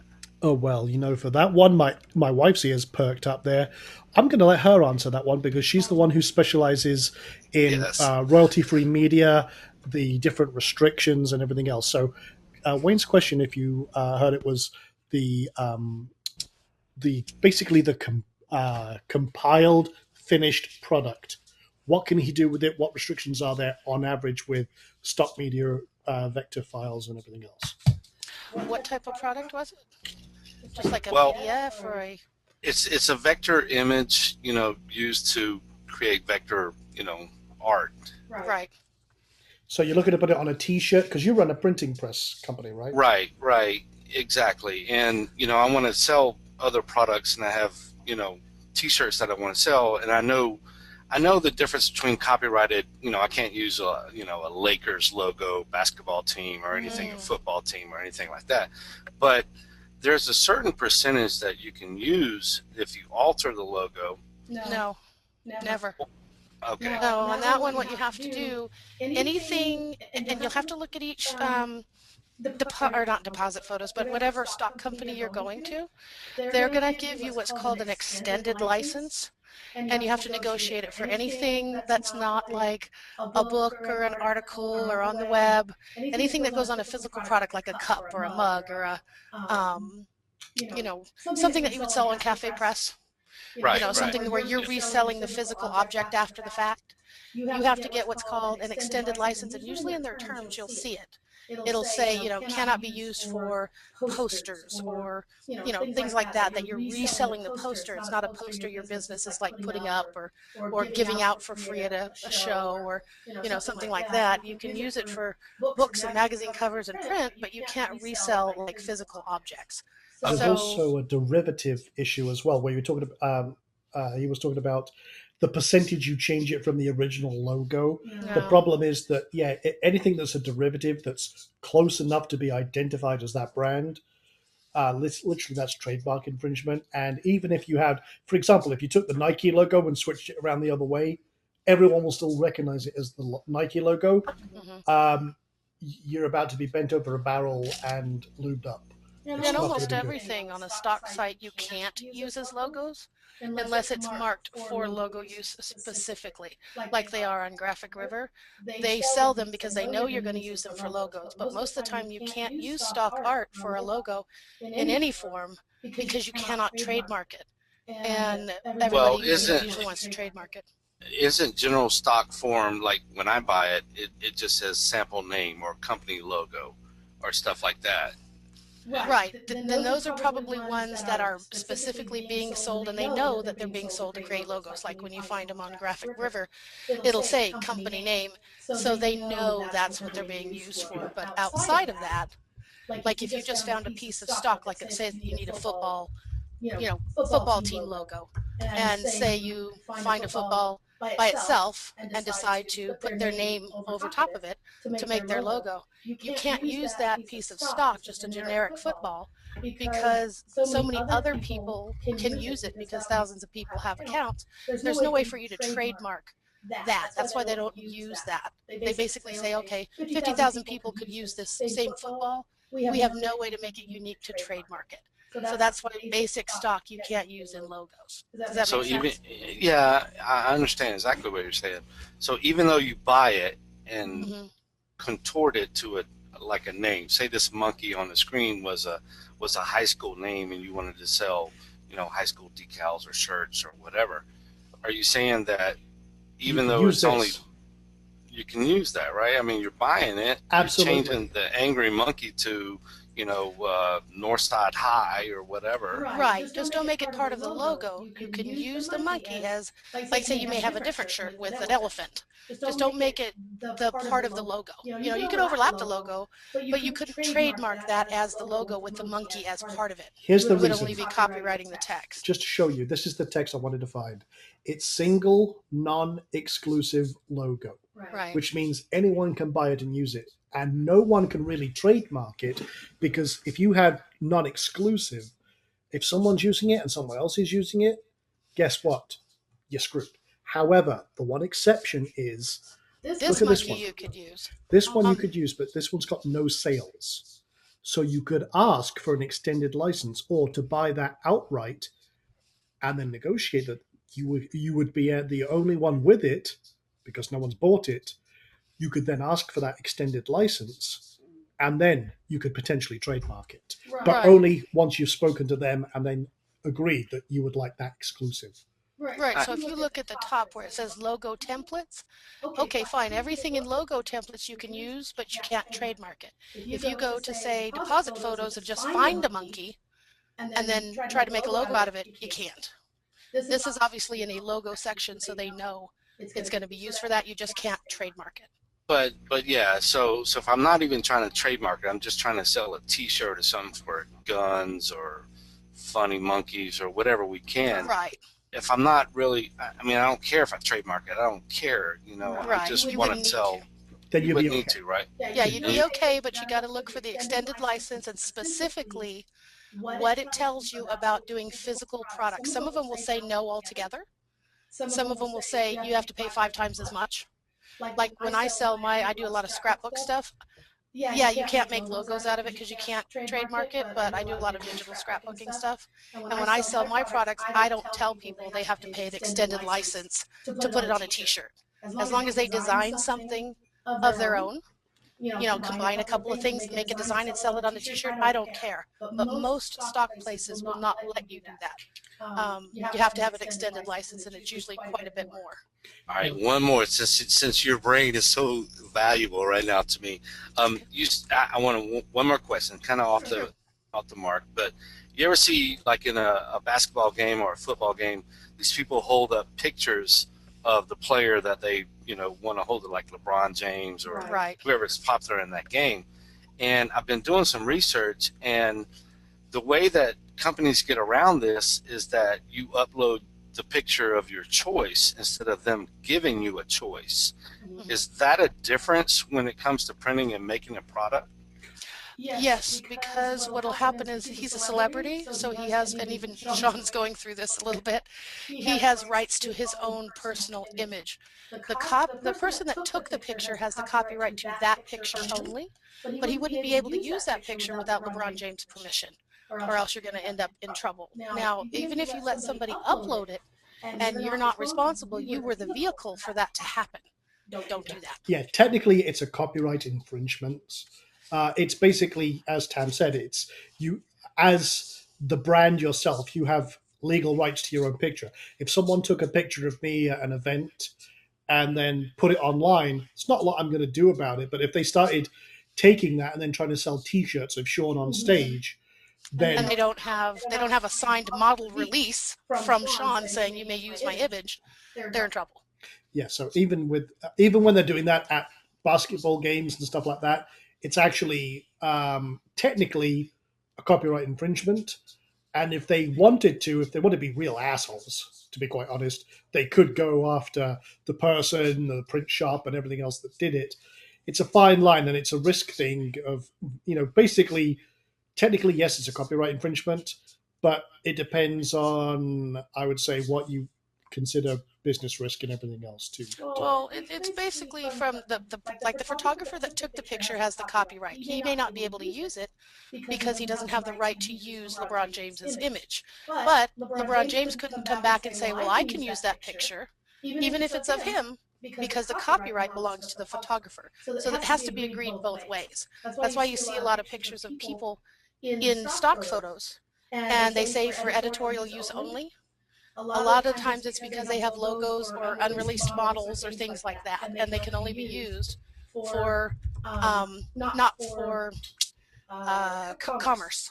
So it has to be something editorial because they don't have model releases and they don't have that stuff. So it can be used for education or editorial, but it can't be used for commercial purposes. I'll show you But an yet- example. We're using the logo here. Where was it? Like that. That's using the Facebook logo. And while it's composited on something else, it has to be because they don't have the ability or the license to do that.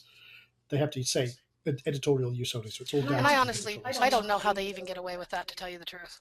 Yeah, I Even mean, with it's editorial use only, I still don't see how deposit photos can get away with it, but they are.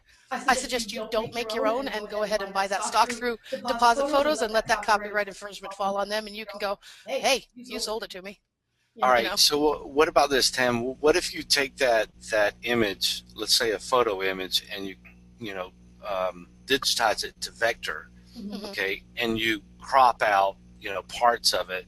Is that I mean that goes into percentage basis I was talking about earlier, but does that still consider your art? I mean, let's take this photograph for Facebook. Anybody could take that photograph. Mhm. I changed it and vectorized it, and I still bought the original image. I don't see how it can come fall back on you, but It can, because what you're doing with that, the percentage rule is a complete myth, always has been. It doesn't matter what percentage you use, it's still a copyright violation because you did not create the original. So no matter what, even if you use 99% your own and 1% of theirs, their 1% is included, it's still what's called a derivative. So the copyright, with percentages is a complete myth. Yeah. And you never want to do that. But once you get to that point and you vectorized it, all you're doing is transforming it, and there is a basis for transformative use. But what transformative use is not just Photoshop to Illustrator, from picture to digital or to vector. It means taking a photo and making it a sculpture now. But that may not even hold up as transformative use because it's still considered a piece of art. So that's subjective for a copyright court to decide. But most likely you're not going to end up being okay with it.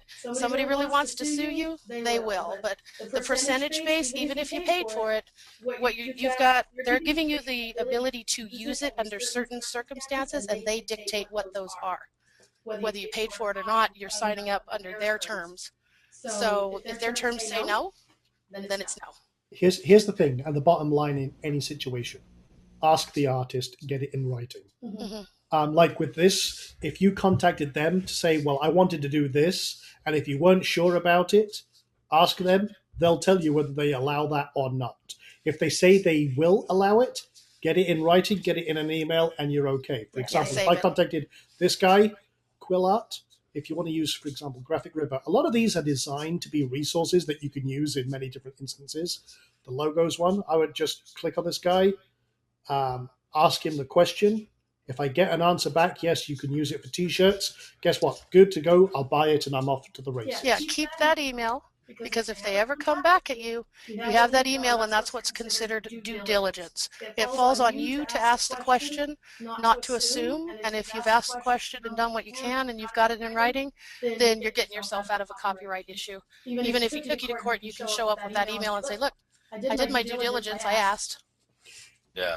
Now, to give you a back end second point on this one, just before I forget, if he ripped this off from someone and he screwed someone else over and you didn't know it, by doing that due diligence and getting that when you get it, your ass is covered. You just bounce it right back to Envato and this guy, and your ass is covered. And believe me, we've got 20 plus years. Well, I say Tam's got 20. She's got a long time in the print industry. I have to be very careful. You can say it. It's closer to like 27. It's okay. It's all right. 27 years in the print industry. We've had to cover our asses. I've got 20, Sean. So I've been there too, and I've I own my own shop. So when people come to me with this type of stuff, normally locally, and just put it on the window, for instance, if you want to use our local team's logo or something, I'll do that because usually that's no problem. Yeah. And I've been doing this for 20 years, so that's no problem. But if I want to do something, like selling, thousands of T-shirts or something like that. Yeah, if you run a Teespring campaign, half of those are giant copyright infringements. Exactly. I mean, I see those all the time, and people are making $9,000-$10,000, and I'm like, dude, that is part of their logo. You just and it all goes back to the theory of, remember the Got Milk campaign, and then all of a sudden there was the same font and there was the Got this and Got that, or the Coca-Cola and it might say something else like like the old cartoons used to do. Those were totally copyrighted infringements, but yet nobody's ever been, shut down for it. So I didn't know if it was. I mean, I don't want to be that guy that gets shut down, but at the same time, has it ever been real to somebody like? Oh that? yes, there's been lots that have shut down. Now I'll give you. Okay, this is a Getty. very interesting conversation. Now again, if you haven't used stock photography, this is actually a very important conversation. Getty Images is one, but the other one I was going to mention, Tam, was Etsy, which is rife with copyright infringement. Oh yeah. For example, there's people that will take Disney images, use them in all sorts of instances, and get away with it because it's up to them for Disney to come along, find it, and then create a cease and desist. But people will infringe on the copyright all day long, waiting for the cease and desist, and then they'll stop. But they'll have all sorts of kind of weird ideas about copyright allowances, saying, "Well, I made it in a button on my thing, and I'm not selling the image; I'm selling the button." No. Well, guess what? The button's on there. It's a flagrant copyright infringement that Etsy won't do anything about it. And purely Etsy can't No. until. Sorry, Etsy can't until Disney comes and says it. You can report them all you want, but until the original copyright holder comes along, Etsy won't do anything. And that's the same on Teespring. Teespring is very, very popular right now. It's kind of a fad for people making money. But yeah, this huge, huge copyright thing. But one of the examples you mentioned there, Wayne, was about like Got Milk, which was everything was like Got Whiskey or, Got Herpes. I don't know. But anything that was around that was kind of based on a meme. And a meme is different A meme than is a okay. copyright. A meme is okay because it's parody. If you're doing it for humor reasons or you're doing it for satire or parody, you're okay. They can harass you, but you Yeah, but have what to it- actually make it parody. What about, there is a such thing, and I know that, private fonts or custom fonts that can only be used in certain instances, for certain logos and stuff. Oh, Say, for Not the font. now The you're font's getting into a okay. completely different area of copyright. You guys really Fonts- want to hear this? Yeah, go ahead. If you have a font, fonts cannot be Copyrighted. copyrighted. The only thing on a font that can be copyrighted is the delivery vehicle, meaning the font file itself. You can't copyright the shape of a letter because it's what's called a functional form.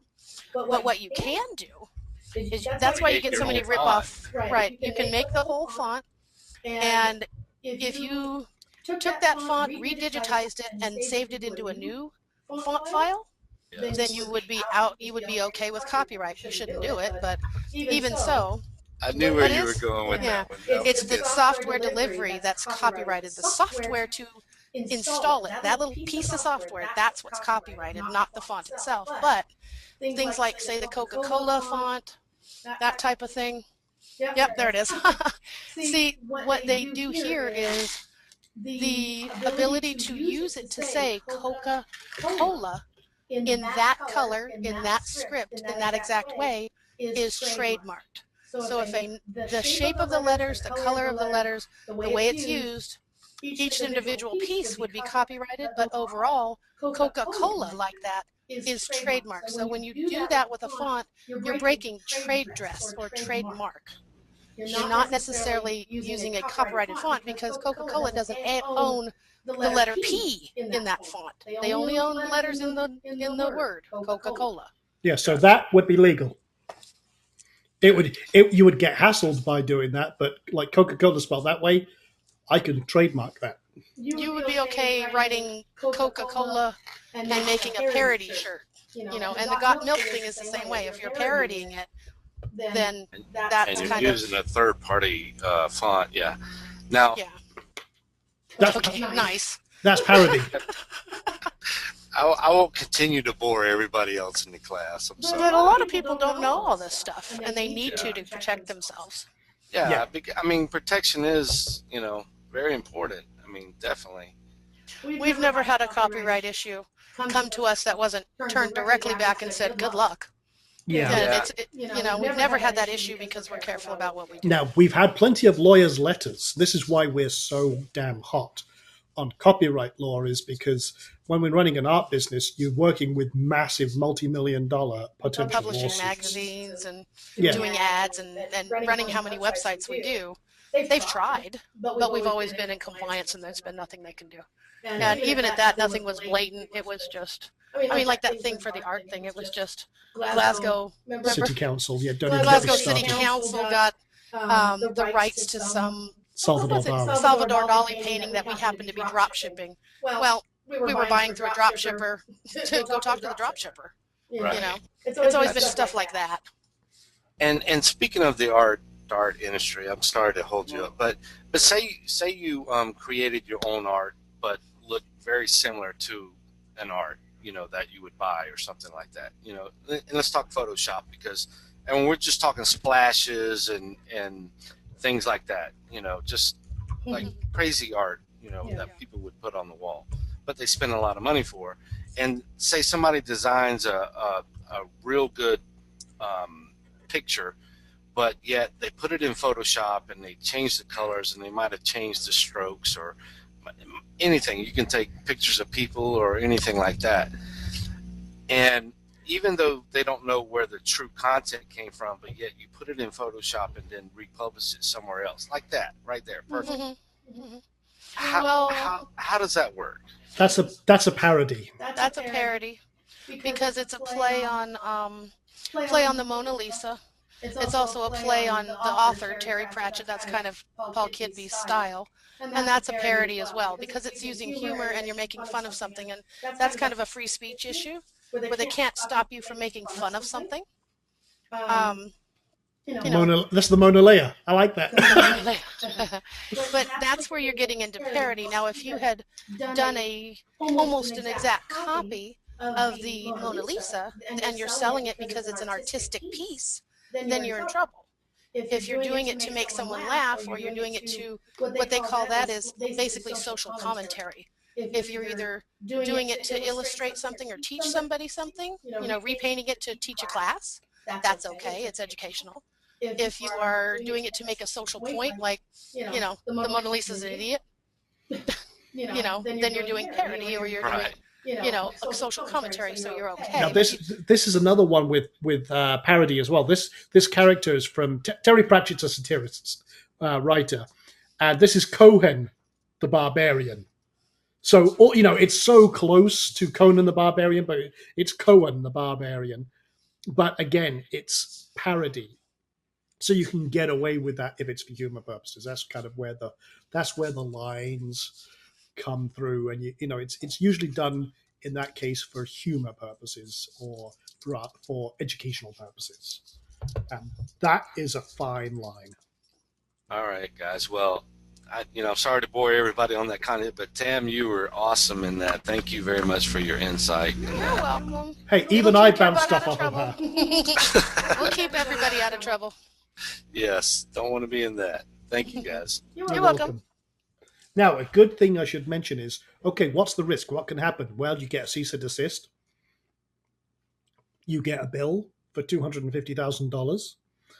Or you get a bill for $250,000 for every instance. So if you sell 100 T-shirts with the Nike logo on it, that's $2.5 million. Just buy everything from a reputable stock agency, use it according to the terms, and you'll be just fine. So don't get freaked out by not use stock because of it. Just don't ever rip anything off the web and think what you want, you know, do whatever you want with it. You know, go through a stock agency, pretty much your butt's covered. Yeah, and that's why you pay a fee for the rights. That's why we go to these royalty-free places, because they give you the license to use them. And if you're not sure about what your license actually covers, ask, and your ass will always be covered. Yep. Oh yeah, and beware of Getty. Stay away from Getty. Don't ever rip anything off from Getty, because Getty will chase you like the newspaper boy for 75 years saying $2. They will. They will hunt you down. I think they have an entire department. And unfortunately, Getty owns most of the new copyright stock photo places. But if you ever get a letter from Getty's lawyers, don't be too intimidated by it. They do that as sport. Yeah, take the image down and then tell them to shove it up their ass. We've had that many times. Our clients have had it. and eventually they just go away. They're fishing in most Yeah. cases. Yeah, Now, and they'll settle out of court. They'll settle it for a bill, and then they'll go away. but yeah, you just don't want to bother with that. Just make sure you've got a license to use it, and if they ever come to you, yeah, you're good to go. That's the way to do it. So good stuff. Now that was a very in-depth copyright conversation, but I'll tell you right now, guys, you'll be surprised how many people have been fallen foul of that, and even in what people might think is, well, it's on Google Images, it's that must mean it's available to be used. No. Don't. Stop that. I'll slap your hands. Don't do it, ever. Yeah. Tam will actually find your address from the Inner Circle member database, come to your house, take you by the hand, and then slap it. And If it's not yours, it's not yours, it's not yours, it's not yours. exactly. That's the Real best. simple. So, okay, cool. Well, that was a in-depth part of the conversation. So we'll do one more question, and then we're out of here. So Terrence has a question. We'll leave that as the last one. So Terrence, what's your question? I'm just going to keep it simple.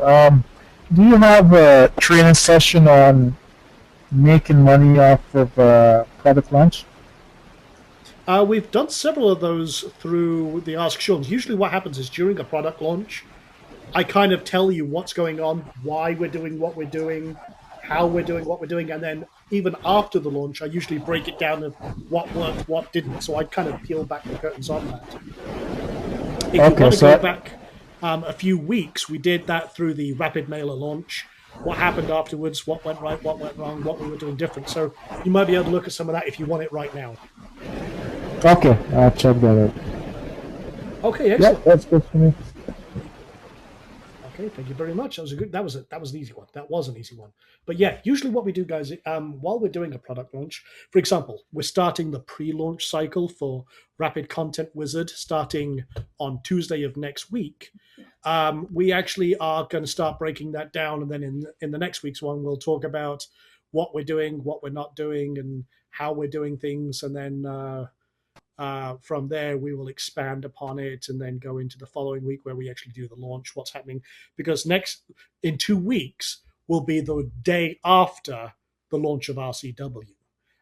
So in that session as well, we will give access to everybody in the Inner Circle. That'll be the big announcement day of that. But yeah, there's all sorts of cool things that we do and break it down and see what's going on where and what works, what doesn't, and everything else. We kind of go through all that process.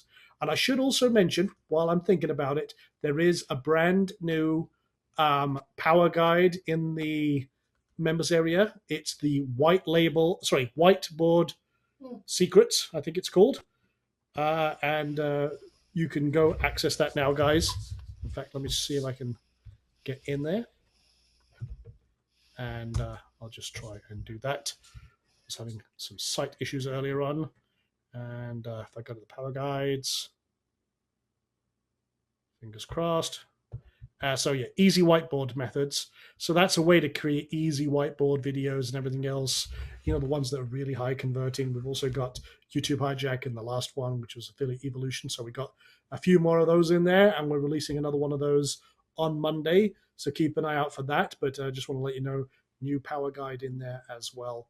And a very, very simple way to create really cool whiteboard looking graphics and everything else. So there you go, guys. Now, let's see. I'm just going to do one more scan. No, I think we're good to go. So at 2 hours, like we ever keep this to an hour, that is it for tonight's Ask Sean session. Hope you've learned something. Let me ask, guys. Okay.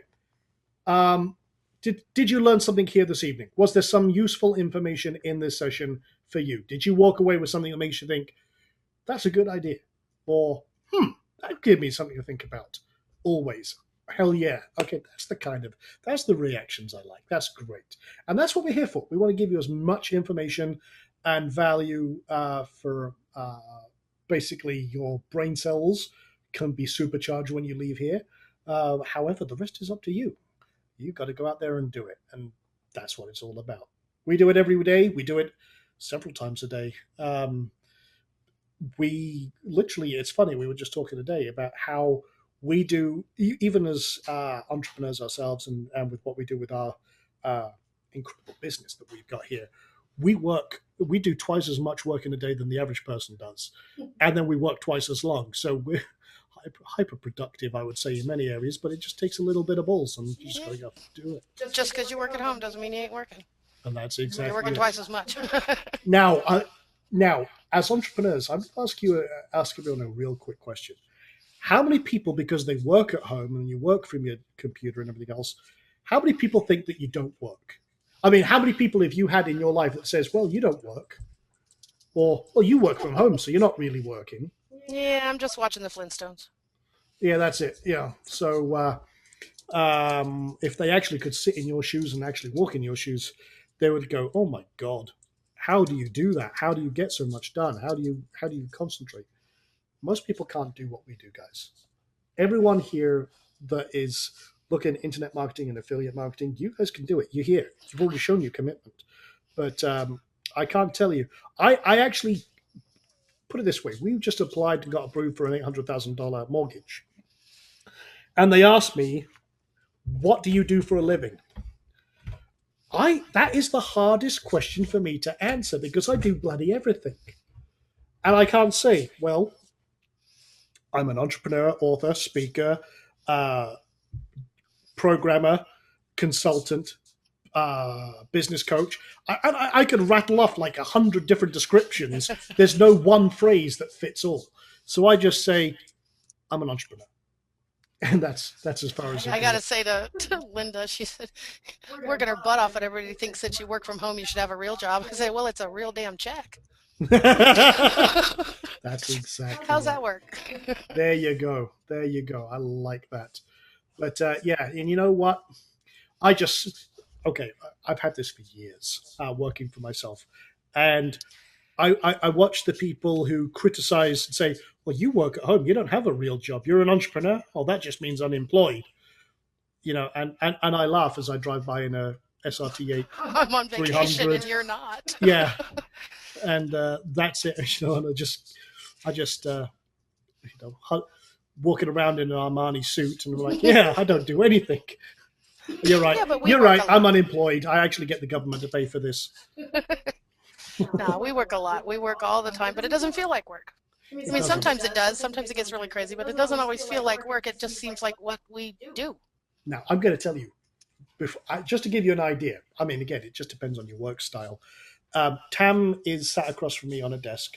She's working away and doing her thing, and she's on a conference call. When she's on a conference call, I put on my headphones. I start copywriting, like I was doing sales pages for RCW today and working on the copy. I've got multiple screens. I threw Batman Begins up on the other screen and watching it or listening to it while I'm working. Or I'll throw on the iTunes, got my headphones on, and I'm in the zone. That's it. And I'll bang out copy. I'll send out emails and negotiate $20,000 code deals and everything else. Just that. It's not work. I feel like I'm goofing off all the time, but it comes down to the way you flow things, the way you plan out your day and get productive. And we make hundreds, thousands, millions of dollars doing that. But it's all down to style and scale and automation. That's what it starts somewhere. You just build it up until you compound your success. It's like compound interest. It's compound success. And that's really, I like that analogy. Compound success. There you go. Like compound interest. I got to write that shit down. Okay, so anyway, before we ramble on for another hour, I'm going to let everybody go and we'll rock and roll from there. So again, thank you so much for spending your Wednesday evening with us. We will see you all next week for another Ask Sean session. Until then, make it real and just remember, it's awesome stuff.